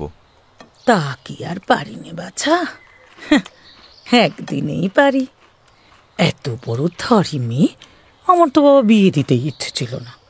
শুধু অত কথা ভেবে লাভ কি মা? আর ভালো মন্দ যাই হোক, বাড়ির বড় বউকে তো আর ফেলতে পারবে না। ও চায় আমি একটু ভালো খাই, তাই তা ভালো, সেই ব্যবস্থাটা করলেই তো সব মিটে যায়। অবাক করলে ঘনশ্যাম, আমি কি ভালো মন্দ খেতে দিতে জানি নে যে আজ ও এসে আমায় শিখিয়ে দেবে? আর তোমারই বা দোষ কি? অত বড় বউ যেদিন এসেছে সেদিনই বুঝেছি আমার সংসার ভাঙল। মা, তুমি এসব কি বলছো মা? ঠিকই বলছি বাছা। আমার গিন্নিপনায় আর যদি না চলে তাহলে এক কাজ করি, এই ভাঁড়ারের চাবিটা আমি ওকে দিয়ে দিচ্ছি। তা কই গো বড় বৌমা, এসো, বেরিয়ে এসো, চাবিটা নিয়ে যাও। উচ্ছন্নে যাক সংসার, আমার কি। সৌদামিনীর বুকের মধ্যে যেন আহ্লাদের জোয়ার বয়ে গেল। তার মনের কথা ঘনশ্যাম বুঝতে পেরেছে তাহলে। সৌদামিনীর মনের সমস্ত ব্যথা যেন ধুয়ে মুছে সাফ হয়ে গেল। কোনোদিন যা করে না, আজ সে তাই করল। সমস্ত সন্ধেবেলাটা ঘরে খেল দিয়ে নিজেকে সাজালো সে। তারপর অসময়ে ঘুমের ভান করে এই প্রথম স্বামীর বিছানার এক ধারে গিয়ে চোখ বুজে শুয়ে রইল সৌদামিনী। কাজ সেরে ঘরে ফিরে এসে একটু থমকে গেল ঘনশ্যাম, কিন্তু কিছু বলল না। যেমন নিঃশব্দে এসেছিল তেমনি নিঃশব্দে সে ঘর থেকে চলে গেল। বুকের ভেতরটা তোলপাড় হলেও সৌদামিনী কেমন যেন বোবা হয়ে গেল। শত চেষ্টা করেও স্বামীকে আটকাতে পারল না সে। সে রাতে ঘনশ্যাম আর ঘরে ফিরল না, সৌদামিনীও ঘর থেকে বের হলো না। পরদিন অনেক বেলায় যখন সৌদামিনীর ঘুম ভাঙল, বুঝল তার জ্বর এসেছে। গাটা গরম, মাথায় অসহ্য ব্যথা। গত সন্ধ্যের সাজ সজ্জাগুলো সরিয়ে রেখে সবে বাইরে বেরোতে যাবে, এমন সময় ঘরে এসে ঢুকলো ঘনশ্যাম। কি গো, ঘুম ভেঙেছে? কে? ও তুমি? আমি এর আগেও একবার দেখতে এসেছিলাম, দেখলাম তুমি ঘুমোচ্ছ। বলছি কি, তোমাদের গ্রামের নরেনবাবু এসেছেন। কে? নরেনবাবু গো, আমাদের নিখিলের তিনি কলেজের বন্ধু। বন্ধু? চিতর বিলে হাঁস শিকার করতে এসেছেন তিনি। কলকাতায় থাকতে নিখিল বুঝি কবে একবার নেমন্তন্ন করেছিল, তাই এসেছেন। তাকে তুমি চেনো তো? হ্যাঁ, চিনি। আচ্ছা, বেশ বেশ, তাহলে তো তোমার প্রতিবেশীর আদর যত্নের ভার তোমাকেই নিতে হবে। কেন? আমাকে কেন? আসলে কাল রাত্রি থেকেই মায়ের বাতটা ভয়ানক বেড়েছে। এদিকে নিখিলও বাড়িতে নেই, অখিলকেও তার আপিস করতে হবে। আর তুমি? আমার আজ কিছুতেই থাকবার জো নেই গো। রায়গঞ্জে পাট কিনতে না গেলেই নয়।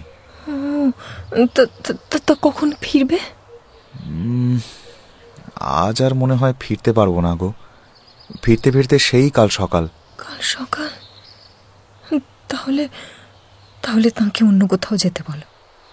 আমি বউ মানুষ, শ্বশুর বাড়িতে তাঁর সামনে বেরোতে পারবো না। হ্যাঁ ইমা, ছি ছি, তা হয় নাকি? আমি সমস্ত কিছু ঠিক করে দিয়ে যাচ্ছি। আচ্ছা বেশ, তুমি সামনে না এলেও আড়াল থেকে গুছিয়ে গাছিয়ে দিতে পারবে তো? তাহলেই হবে। আচ্ছা, আমি চললাম গো। মুখে সে বিরাগ দেখালো বটে, কিন্তু মনে মনে দেখার উৎসাহ বড় কম নয় তার। 5 মাস কেটে গেছে, এর মধ্যে একটা দিনও তো নরেনের সঙ্গে দেখা হয়নি তার। আজ নরেন যখন খেতে বসল, রান্নাঘরের দরজার আড়াল থেকে লুকিয়ে তাকে দেখতে লাগলো সৌদামিনী। কৌতূহলকে আর কিছুতেই লাগাম দিতে পারল না সে। কিন্তু এ কি, নরেনের দিকে তাকিয়ে এমন বিতৃষ্ণায় তার মন ভরে উঠল কেন? ওই দেহটাকে যে সে একদিন ছুঁয়েছে, আর এই কথাটা মনে পড়তেই ঘেন্নায় তার শরীরটা পুরো সিঁটিয়ে রইল। খেতে খেতে এদিক ওদিক চোখ ঘুরিয়ে নরেন যে কাকে খুঁজছে তখন সেটা বুঝতেও অসুবিধে হলো না সৌদামিনীর। রাঁধুনিকে সামনে দেখেই নরেন জিজ্ঞাসা করে উঠল, তা কই গো, সেই কখন থেকে এসেছি, তোমাদের বড় বউ যে একবারও এলো না? কি জানি বাবু, বড় বৌমার ভারী লজ্জা, নইলে তিনিই তো আজ আপনার জন্যে রাঁধলেন, বাড়লেন, নিজে হাতে সব করলেন, তবু সামনে এলেন না। তাই নাকি? তাই বলে লজ্জা করে যেন কম সম খাবেন না বাবু, তাহলে তিনি বড় রাগ করবেন কিন্তু, জানেন। ওরে ও সদু, তুই নাকি লজ্জা পেয়েছিস? দেখো মেয়ের কাণ্ড, আমাকে আবার লজ্জা কিসের তোর? আয় আয়, বেরিয়ে আয়, অনেকদিন দেখিনি, একবার দেখি, আয় না। দিদি সবেতেই বাড়াবাড়ি, পাড়ার লোক ভাইয়ের মতো। বিয়ের দিন পর্যন্ত সামনে বেরিয়েছ, কথা বলেছ, আর আজই যত লজ্জা। যাও না, একবার যাও, দেখতে চাইছেন অত করে। মেজোজাইয়ের কথার কি জবাব দেবে জানে না সৌদামিনী। লজ্জায় ঘেন্নায় আড়ষ্ট হয়ে রইল সে। মুখ থেকে একটা কথাও খসাতে পারল না, বাইরেও এলো না সে। সকলের খাওয়া দাওয়ার পাট চুকলে বাইরেটা যখন একেবারে ফাঁকা হয়ে গেছে, তখন এক ছুটে নিজের ঘরে গিয়ে ঢুকল সৌদামিনী। বেলা তখন 2-2:30 হবে। সবাই যে যার ঘরে শুয়ে পড়েছে। এমন সময় এবারের খাস ভৃত্য প্রসন্ন এসে দাঁড়ালো। মা, নরেনবাবু পান চাইলেন যে। নরেনবাবু? সে কি, তিনি শিকার করতে যাননি? শিকার? কই না তো, কোথাও যাননি তিনি, বৈঠকখানায় শুয়ে আছেন যে। এই নাও পান, যাও দিয়ে এসো। আচ্ছা মা, আচ্ছা। তাহলে শিকারের ছলটাও মিথ্যে। ভগবান, কোথায় এই লোকটা, আর কোথায় আমার স্বামী? আজ অব্দি তাঁর মুখে একটাও মিথ্যে শুনলাম না। আর কত নিচে নামবে এই মানুষটা। এ ঘরে বাগানের দিকের জানলাটার ধারে মস্ত একটা চামেলি ফুলের ঝাড় আছে। সেই জানলার ধারেই এতক্ষণ বসেছিল সৌদামিনী। নরেনের কথাটা শুনে মুখ চোখ জ্বালা করে উঠল তার। একটা বই পড়লে মনটা বোধ হয় শান্ত হবে, তাই বই আনতে কুলুঙ্গির দিকে যাবে, এমন সময় তার আঁচলটাতে টান পড়ল। সেদিকে তাকিয়ে নিজের চোখকেই বিশ্বাস করতে পারল না সে। কখন পা টিপে টিপে এসে দাঁড়িয়েছে নরেন ঠিক তার জানলাটার সামনে। হ্যাঁ, আর তার আঁচল ধরে আছে নরেন। আর একটু হলেই চেঁচিয়ে উঠত, কিন্তু কোনো রকমে নিজেকে সামলে নিচু গলায় জিজ্ঞাসা করল সৌদামিনী, তুমি নাকি শিকার করতে এসেছ? তা কই, শিকারে গেলে না যে? ঘনশ্যামবাবুর হুকুম পাইনি। যাওয়ার সময় তিনি বলে গেছেন যে বৈষ্ণব বাড়িতে থেকে জীব হত্যা করা চলবে না। তাহলে বাড়ি ফিরে গেলে না কেন? শুধু টাইফয়েড জ্বরে মরতে মরতে বেঁচে উঠে যখন শুনলুম যে তোমার বিয়ে হয়ে গেছে, বিশ্বাস করো মরে যাওয়া ছাড়া আর কোনো রাস্তাই খুঁজে পাইনি তখন। কিন্তু তারপরে তারপরে কি? কথাটা শেষ করো। তারপর যেদিন শুনলাম যে তুমি শুধু আমারই আছো, নইলে একদিনের জন্যেও কারোর শয্যায় রাত কাটাও। চুপ করো, চুপ করো, একদম চুপ। এসব কথা আমি শুনতেও চাই না। এই খবর তুমি কোথা থেকে শুনলে? তোমাদের যে দাসী 3-4 দিন হলো বাড়ি যাওয়ার নাম করে চলে গেছে, যে বুঝেছি, মুক্ত। তাকে আমার পিছনে গোয়েন্দাগিরি করতে পাঠিয়েছিলে তুমি? না, শুধু না, গোয়েন্দাগিরি নয়, তোমাকে দেখাশোনা করতে। তোমার বাপের বাড়ি থেকে তোমার একজন খাস কাজের লোক তো থাকতেই পারে, মুক্ত যাতে তোমার যত্ন করতে পারে, তাই আমার হাত ছাড়ো, আমার হাতটা ছাড়ো। জানো না আমি পরের ঘরের বউ? আর আমি কি তোমার কেউ নই? শুধু আমাদের জীবন কি এমন করে শেষ হয়ে যাবে? আমার টাইফয়েডটা না হলে আজ তো এই দিনটা দেখতে হতো না সৌদামিনী। আমি তোমাকে নিয়ে থাক, আজ আর ও কথা বলে লাভ নেই। যা হওয়ার তা হয়ে গেছে। না শুধু এই বিয়েতে তুমি খুশি নও আমি জানি। আমাকে মিথ্যে বলে কোনো লাভ নেই। একজন অচেনা অজানা মুখ্য লোকের সঙ্গে সারাটা জীবন। বললাম না আজ ও কথা থাক। না, তুমি বললেই বা আমি শুনবো কেন বলো তো? তুমি ভালো নেই সৌদামিনী, এটাই আমার কাছে সবচেয়ে বড় ধাক্কা। মেয়েদেরই বা কেন সব সময় জোর করে পুড়িয়ে মারা হবে? কেন? হ্যাঁ, তার নিজের কোনো ইচ্ছে অনিচ্ছে নেই, তার কোনো স্বাধীনতা নেই, সে মানুষ নয়? এসব কথা বইয়ের পাতায় ভালো মানায় নরেন্দা, বাস্তব জীবনটা অনেক অন্যরকম। এই কথা তুমি বলছো সৌদামিনী? তুমি তোমার মামার কাছে যা শিখেছিলে, যা শুনেছিলে, যা নিয়ে তর্ক করতে, সেসব তাহলে মিথ্যে হয়ে গেছে? হ্যাঁ, বলো না, সেসব মিথ্যে? নরেন্দা, এখন হাঁড়ি হেসে এলার পায়ে ঠেলার বাইরে তোমার নিজস্ব আর কোনো জগৎ নেই। তুমি ভালো থাকতে চাও না? হ্যাঁ, বলো না, ভালো থাকতে চাও না তুমি? আমি চলে যেতাম শুধু, বিশ্বাস করো, আমি চলেই যেতাম। যদি জানতাম তুমি খুব সুখে আছো, তোমাকে তাহলে দূর থেকে দেখেই আমি চলে যেতাম। কিন্তু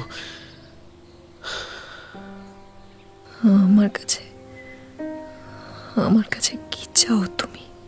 কিচ্ছু না, কিচ্ছু চাই না সৌদামিনী। বেঁচে থাকতে তো আর কিছুই পেলাম না। মৃত্যুর পরে 2 ফোঁটা চোখের জল শুধু দিও, দেবে তো? এইটুকু।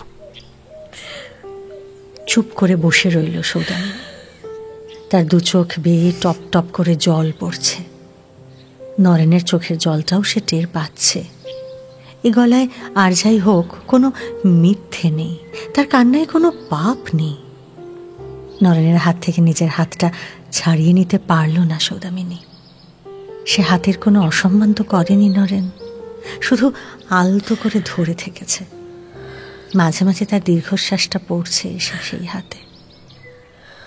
নরেন মৃদুস্বরে শুধু বলল, শুধু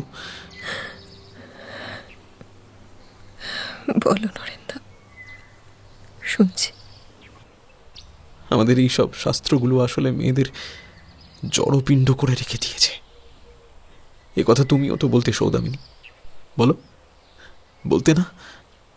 বিয়ে মানে কি একজন পুরুষের সেবাদাসী হয়ে থাকা? তুমি বৌমা, বলি কথা কি তোমাদের আর শেষ হবে না বাছা? মা, কি জানো তো বৌমা, এ পাড়ার লোকজন তো আর তেমন একটা সভ্য নয়। অমন করে ওই ঝোপের মধ্যে দাঁড়িয়ে কান্নাকাটি করতে দেখলে কি আবার কি ভাববে? তার চেয়ে ওই বাবুটিকে তোমার ঘরে ডেকে পাঠালেই তো পারতে, সেটা বেশি ভালো হতো না? মা, মানে আমি মুখ ফুটে তার বলতে পারি না। আমি শুধু ভেবেই মরতাম, আমার বৌমাটি কেন এত কষ্ট পাচ্ছে, মাটিতে শুয়ে থাকে। তা বেশ ভালো। মা, চা এনেছি। ও, চা? তা দে, আমাকে দে, তুই যা। বলি ও বৌমা, বাবুটি বোধহয় ঝোপের মধ্যে বসে আছেন, একবার মুখ বাড়িয়ে জিজ্ঞেস করো দেখি, চাটা এখানে দেবো নাকি বাগানে? মা, চাটা খেয়ে নিতে বলো বৌমা। বাবুটির যা লজ্জা, আমি থাকলে হয়তো আসবেনই না। চায়ের কাপটা সৌদামিনীর ঘরে রেখে ফিক করে একটু হেসে ঘর থেকে বেরিয়ে গেলেন শাশুড়ি।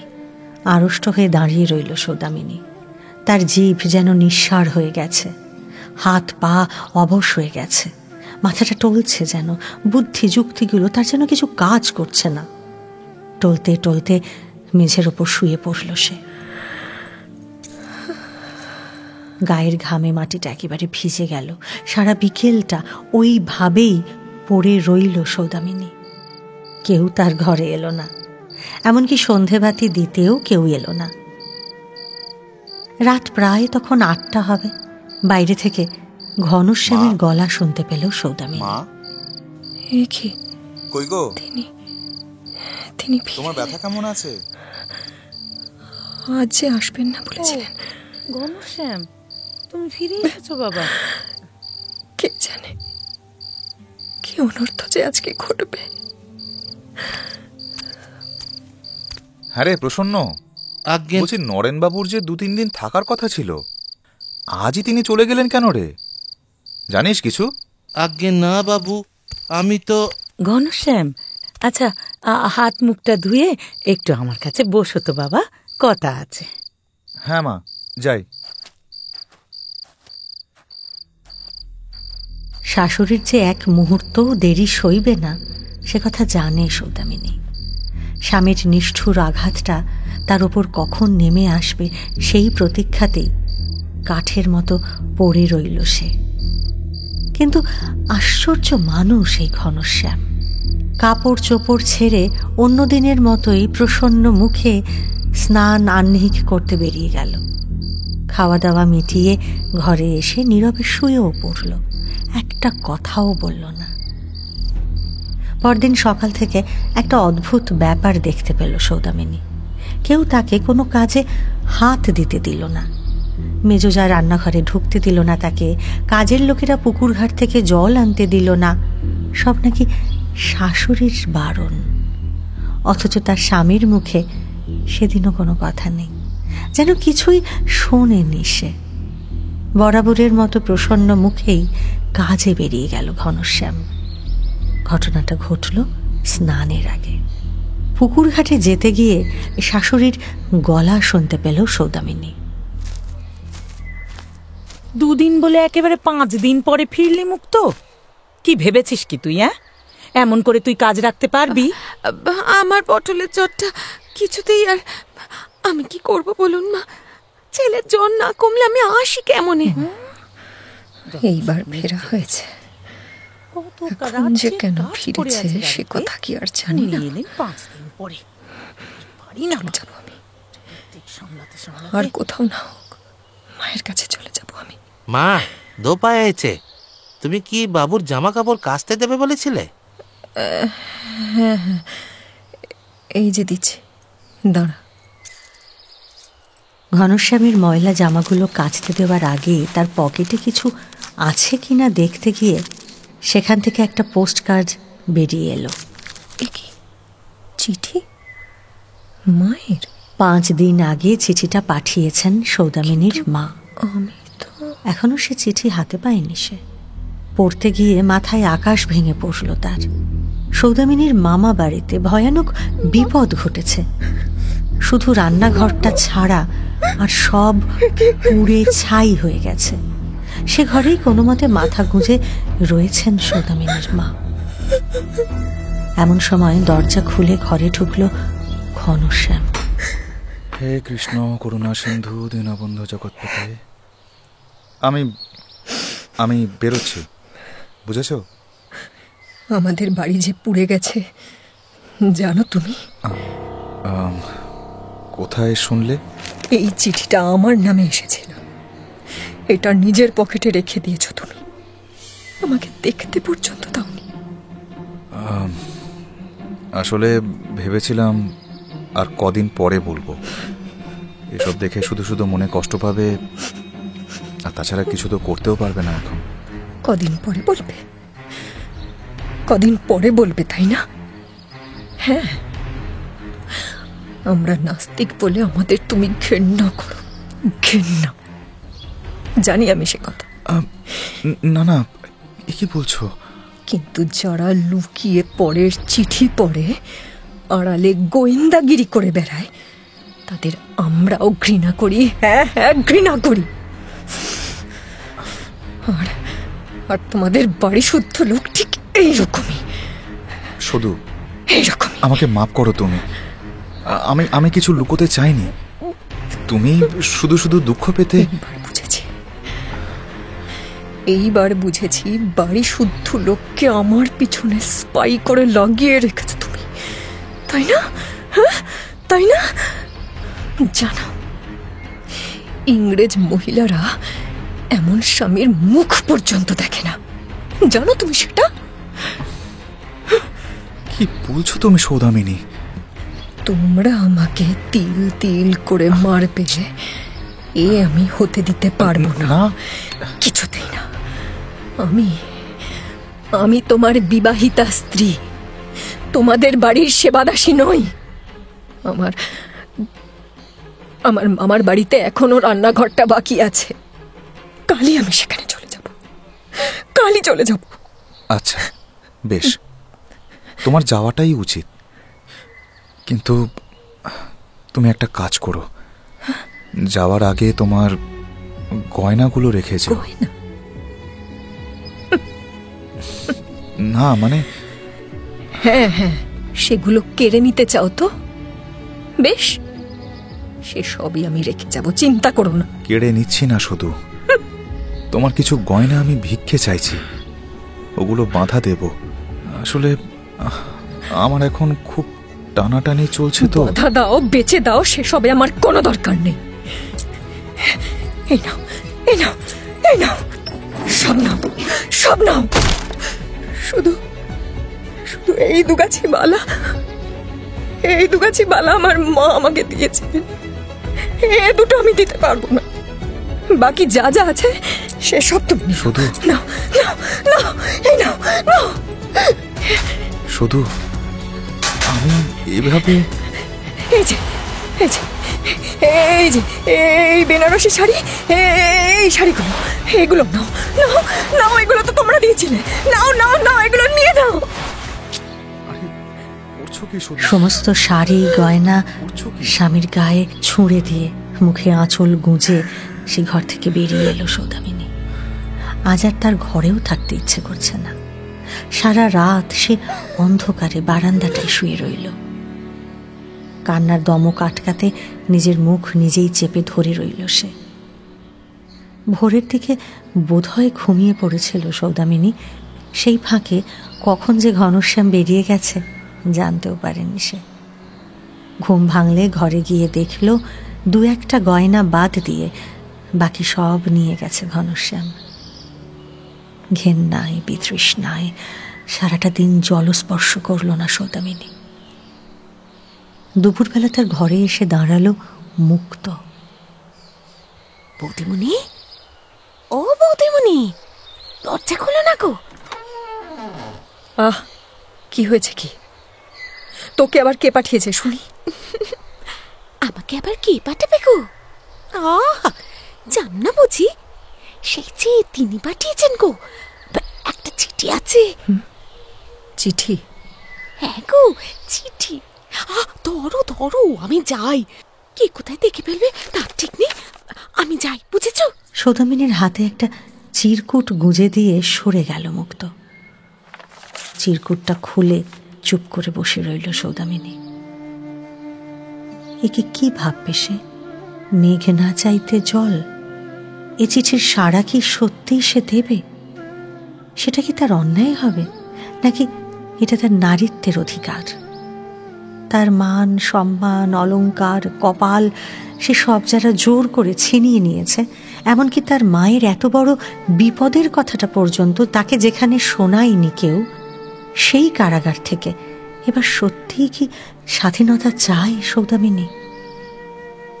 সেদিন সারাটা দিন রাত্রি বাড়িতে ফেরেনি ঘনশ্যাম। না খেয়েই শুয়ে পড়েছিল সৌদামিনী। রাত তখন 2টো হবে। বাগানের গায়ে, সেই জানলাটার গায়ে একটা খুট করে শব্দ হলো। একটু অপেক্ষা করে উঠে গিয়ে জানলাটা খুলে দিল সে। জানলার ওপারে নরেন দাঁড়িয়ে আছে। আর দেরি করো না, শুধু যেমন আছো তেমনি বেরিয়ে এসো, কিছু লাগবে না। মুক্ত খিড়কি খুলে দাঁড়িয়ে আছে। কোথায় যাবো আমরা? আরে আগে বেরিয়ে এসো তো, তারপর বলছি। বাগান পার করে বেশ কিছুটা দূরে নরেনের গাড়িটা রাখা ছিল। অন্ধকার রাস্তা দিয়ে ছায়ামূর্তির মতো সেই গাড়িতে উঠে বসলো সৌদামিনী আর নরেন। গাড়ি ছুটল কলকাতার দিকে। বউবাজারে একটা ছোট্ট বাড়ি নিয়েছিল নরেন। বেলা 8টা নাগাদ সেই বাড়িতে এসে পৌঁছল তারা। এটা তোমারই বাড়ি, শুধু কোনো সংকোচ করো না, কেমন? এরপর নরেন চলে গেল তার নিজের বাসায়, আর দাসী এসে সৌদামিনীকে ওপরের ঘরে নিয়ে গেল। তার বোধহয় তখন জ্বর আসছিল। দাসীর পেছন পেছন কেমন একটা ঘোরের মধ্যে টলতে টলতে ঘরে এসে বিছানায় শুয়ে পড়ল সৌদামিনী। দাসীর ঠেলাঠেলিতে উঠে স্নান সেরে উড়ে বামুনের রাঁধা ভাতও একটু খেলো বটে, কিন্তু সে তার পেট অবধি নামল না। হরহর করে সবটা বমি করে ফেলল সে। তারপর টলতে টলতে আবার এসে শুয়ে পড়ল। রাগে, লজ্জায়, অভিমানে তার গলার কাছে ভয়ানক জ্বালা করছিল। চোখ দুটোতে কে যেন লঙ্কা বাটা ঘষে দিয়েছে। কিছুতেই স্থির হতে পারছে না সৌদামিনী। দুপুরে বোধহয় একটু ঘুমিয়েও পড়েছিল। ঘুমের মধ্যে তার স্বামীকেই স্বপ্নে দেখতে দেখতে কান্নার দমকে বালিশ ভিজে একসা হয়ে গেল তার। কাঁদতে কাঁদতে তার মনে হলো স্বামী বুঝি তার গায়ে হাত বুলিয়ে তাকে শান্ত করছে। এই শুধু সৌদামিনী, কি হয়েছে? এই শুধু, আরে আস্তে আস্তে, কে আবার? আমি। কি হয়েছে তোমার? এত কাঁপছো কেন? শরীর খারাপ লাগছে নাকি? না, কিছু হয়নি। এই দেখো, তোমার জন্য নিয়ে এলাম। আরে হাতে নিয়ে বসে রইলে কেন? খুলে দেখো। কি আছে এতে? কি আবার? তোমার জামা কাপড় আছে, সেসব লাগবে তো নাকি? তুমি আবার এসব আনতে গেলে কেন? শোনো কথা, আমি আনবো না তো কে আনবে? খুলে দেখো পছন্দ হয় কিনা। আরে তোমার পায়ে পড়ি নরেন্দা, আমাকে তুমি মেরে ফেলো আমাকে। এই পোড়া মুখ আর কোথাও দেখাবো না আমি। আমার সব শেষ হয়ে গেছে নরেন্দা, আমার সব শেষ হয়ে গেছে। আমাকে তুমি মেরে ফেলো। এসব কি বলছো শুধু? কি হয়েছে তোমার? আমি তো তোমাকে জোর করে, আহা কি মুশকিল দেখো দেখি। আরে এই শুধু এমন করে কেঁদো না রক্ষিটি, চোখ মুছো, চোখ মুছো। আরে এরা শুনতে পেলে কি ভাববে বলো তো? আহা কি হয়েছে, কি হয়েছে বলবে তো? আর কিছু হওয়ার বাকি নেই নরেন্দ্র, এবার আমাকে নিষ্কৃতি দাও, মেরে ফেলো আমায়। আর আমার কোনো বাঁচার ইচ্ছে নেই। চোখ মুছো সৌদামিনী, আমার কথা শোনো। শোনো, তুমি যা ভাবছো আমি তা নই। কোনো রাক্ষস বা পিশাচ নই আমি। তোমাকে খেয়ে ফেলবো না সৌদামিনী। আমি স্বাধীনতায় বিশ্বাস করি। যে কাজে মন থেকে সায় নেই, তোমাকে দিয়ে সে কাজ আমি করাবো না। ব্যাস ব্যাস ব্যাস, হয়ে গেছে। চুপ চুপ চুপ। আন্না, আচ্ছা আচ্ছা, কি চাইছো? বলো না, কি চাইছো? কি করতে হবে আমাকে? হ্যাঁ হ্যাঁ বলো, বলো না কি করতে হবে বলো। কাল সমস্ত রাত্রি তাকে চোখে দেখিনি, আজ আমার সমস্ত রাত্রি যদি তাকে দেখতে না পাই আমি মরে যাব। পাগল নাকি? নরেন থাকতে সৌদকে মরতে দিচ্ছে কে? কিন্তু একটা কথা আমাকে বলো তো, মুক্তোর কাছে আমি সব কথা শুনেছি। সত্যি যদি তাকে এত ভালোবাসতে, তাহলে কেন আলাদা? এসব কথা আমাকে জিজ্ঞেস করো না, আমি বলতে পারবো না, বলতে পারবো না। আচ্ছা বেশ, আমি আজই তোমাকে তোমাদের বাগানের কাছে রেখে আসতে পারি, কিন্তু তিনি কি তোমায় নেবেন? তখন গ্রামের মধ্যে তোমার কি দুর্গতি হবে বলো তো? ঘরে নেবেন না তা জানি, কিন্তু তিনি যে আমাকে মাফ করবেন তাতেও কোনো সন্দেহ নেই নরেন্দ্র। যত বড় অপরাধ হোক, সত্যি সত্যি মাপ চাইলে তার না বলার জো নেই, এ আমি জানি। তুমি ঠিক জানো শুধু নাকি? আমি জানি, তিনি নিজে মুখে আমাকে বলেছেন, দোহাই দাদা, দোহাই তোমার, আমাকে তুমি তার কাছে রেখে এসো, আমি তার কাছে যাব। আচ্ছা বেশ, তোমাকে না হয় তিনি মেনে নিলেন, কিন্তু তো আমার কি হবে সৌদামিনী? তোমাকে ভালোবাসা সেসব পাথর চাপা দিলাম না হয়, কিন্তু 5-7 বছর জেল হওয়া কে ঠেকাবে? তোমার জেল হবে? হবে না? পরের ঘরের বউকে তুলে নিয়ে আসা। শেষকালে এমন করে তুমি আমাকে ডোবাবে জানলে আমি হয়তো। তোমার মনের একটু স্থিরতা নেই শুধু? আমি সত্যিই বুঝতে পারিনি তিনি যে আমার মনের কতটা জুড়ে আছেন, আমি বুঝতে পারিনি। এ অপরাধ কোথায় রাখবো আমি? আমাকে যে করেই হোক সেখানে দিয়ে এসো, তোমার দুটি পায়ে পড়ে আমাকে দিয়ে। এভাবে কিছু হয় না সৌদামিনী। আপাতত আমি বাসায় যাচ্ছি, সারা রাত ভাববো, কাল সকালে যা হোক একটা উপায় বলবো। খন আমার নিজেকেও তো বাঁচাতে হবে। চলি, দরজাটা বন্ধ করে দাও। তুমি ভয় পেও না নরেন্দা, আমি কারো নাম বলবো না, তোমার কিচ্ছু হবে না। তিনি তোমাকেও ক্ষমা করে দেবেন। দেখো, তুমি শুধু আমাকে। নরেন্দা,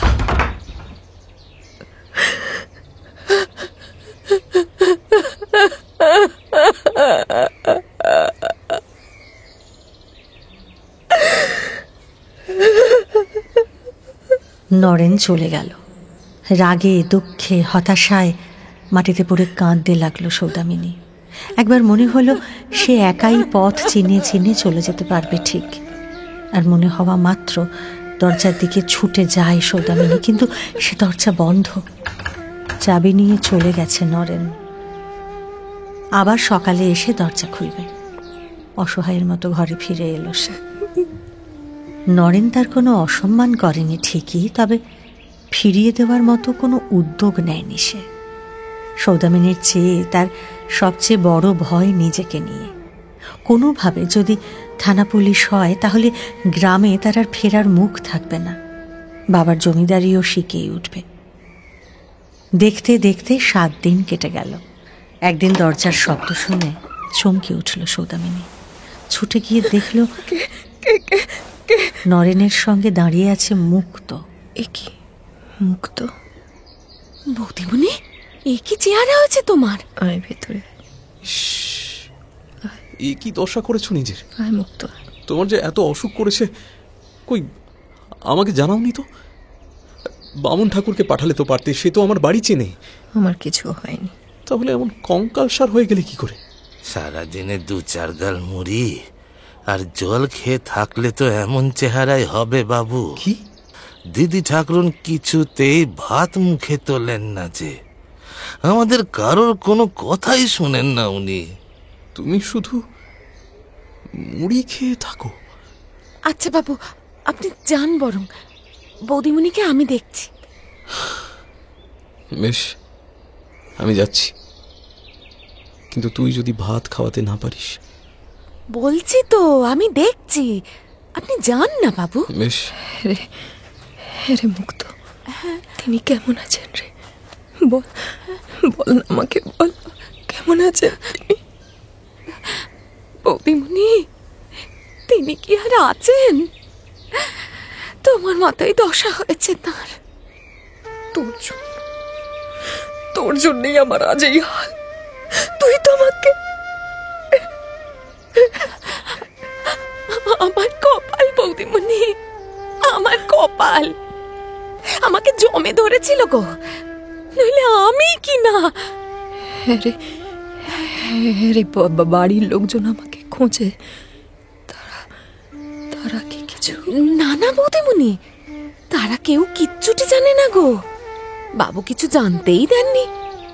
বাড়ির সকলে জানে তুমি বাড়ি পোড়ার খবর পেয়ে রাত্রিরেই রাগারাগি করে বাপের বাড়ি চলে গেছো। তোমার শাশুড়িও তার হুকুম নেওয়া হয়নি বলে রাগ করে তার সঙ্গে কথাবার্তা বলা বন্ধ করে দিয়েছেন। আমার কপাল, এমন দেবতার মতো মানুষকে পেয়েও আমি সেই পাতঙ্কি রয়ে গেলাম। আমার কি হলো রে মুক্ত? তাকে আমি চিনতে পারলাম না তাকে। জানো বৌদিমণি, তোমাদের পোড়া বাড়ি আবার মেরামত হচ্ছে গো। বাবু টাকা দিয়েছেন। তোমার সেই গয়নাগুলো বাঁধা দিয়ে টাকা এনেছেন বাবু। সেই টাকাতেই তো তোমাদের বাড়ির কাজ হচ্ছে গো। বল মুক্ত, বল বল, সব বল। যত রকমের বুক ফাটা খবর আছে সমস্ত খবর আমাকে শোনা। দয়া করিস না মুক্ত, আমাকে একটু দয়া করিস না। বল বল। শুনবে বৌদিমণি, তুমি শুনবে? বল না, বল। এ বাড়ির ঠিকানা তিনি জানেন।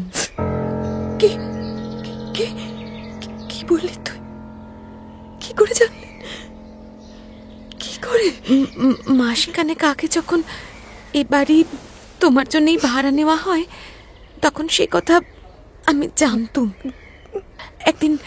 একদিন নদীর ধারে নরেনবাবুর সঙ্গে আমি লুকিয়ে কথা বলছি, বুঝতেও পারিনি গো। বাবু দূর থেকে সব খেয়াল করেছেন। তারপর আর কি? বামুনের পা ছুঁয়ে মিথ্যে কথা বলতে পারলুম না গো বৌদিমণি। চলে আসবার দিন এ বাসার ঠিকানা আমি বলে ফেললুম। আর কোনো কথা বলতে পারল না সৌদামিনী। তার সমস্ত শরীরটা ঝিমঝিম করছে তখন। মাথাটা ঝুঁকে পড়ছে, চোখ খুলতে পারছে না সে। মুক্তোর কোলেই চোখ বন্ধ করে এলিয়ে পড়ল সৌদামিনী। অনেক বলে কয়েও তাকে ভাত খাওয়াতে পারল না মুক্ত। কোনো রকমে সৌদামিনীকে বিছানায় শুইয়ে দিল সে। ঘড়িতে তখন রাত 10টা হবে। সে পাড়া একেবারে শুনশান। আশেপাশের বাড়ির সকলে তখন ঘুমিয়ে পড়েছে। এমন সময় গলির মুখ থেকে একটা ফিটন গাড়ির আওয়াজ শোনা গেল। আওয়াজটা ক্রমে আরো কাছে আসতে আসতে সেই বাড়িটার সামনে এসে থামল। এত রাত্রে আবার কে এলো? সৌদামিনী তন্দ্রায় না ঘুমিয়ে সে কথাও বুঝতে পারছে না মুক্ত। নিজেই নিচে ছুটে গেল, আর তারপর হন্তদন্ত হয়ে ওপরে ছুটে এলো সে। হাঁপাতে হাঁপাতে সৌদামিনীর গায়ে ঠেলা দিতে লাগলো। বৌদিমণি গো, ও বৌদিমণি, উঠো উঠো, মাথার আঁচলটা তুলে নাও, বাবু আসছেন যে। বৌদিমণি। বাবু কে? নরেন দাদা? তুমি ওঠোই না, নিজেই দেখো। আমি বরং যাই গো। শুধু তুমি এসেছ? আমার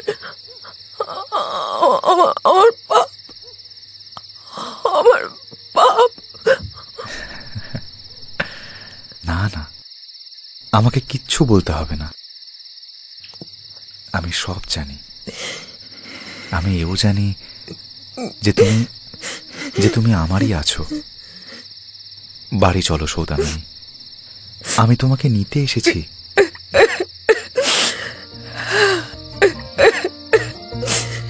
সেই রাতেই ফিটন চাপিয়ে সৌদামিনীকে নিয়ে বাড়িতে ফিরছে ঘনশ্যাম। গাড়িতে অচেতন প্রায় সৌদামিনী অসংলগ্ন কথায় কত কিছুই না বলে যাচ্ছে। একটা কথাও কানে তুলছে না ঘনশ্যাম। অসুস্থ স্ত্রীর মাথাটা কোলে নিয়ে সারা পথ জুড়ে সান্ত্বনার প্রলেপ দিয়ে যাচ্ছে ঘনশ্যাম। প্রাণপণে নিজের চেতনাটা ধরে রেখেছে সৌদামিনী। ওই স্পর্শটাকে সে হারাতে চায় না, কিছুতেই না। শুনলেন শরৎচন্দ্র চট্টোপাধ্যায়ের গল্প স্বামী। আজকের প্রশ্ন, সৌদামিনীর ছোট দেওরের নাম কি? গত সপ্তাহের ঠান্ডাগোস্ত গল্পের প্রশ্ন ছিল, সিরাজউদ্দিনের সঙ্গে ঈশের সিংয়ের কোথায় দেখা হলো? প্রথম 10 জন সঠিক উত্তরদাতা হলেন নাজমা ইয়াসমিন মুন্নি, সুশোভন বাগ, মাম্পি রায়, তিথি দত্ত, জিদান সাপুই, সুমনা রায়চৌধুরী, রাশি, বিউটি বৈরাগী, মনোরঞ্জন মণ্ডল ও অর্ঘ্য সান্যাল। 9টার গল্প, গল্পে গল্পে জমজমাট। আমাদের এই চ্যানেলটি শেয়ার ও সাবস্ক্রাইব করুন। বেল আইকন প্রেস করতে ভুলবেন না কিন্তু।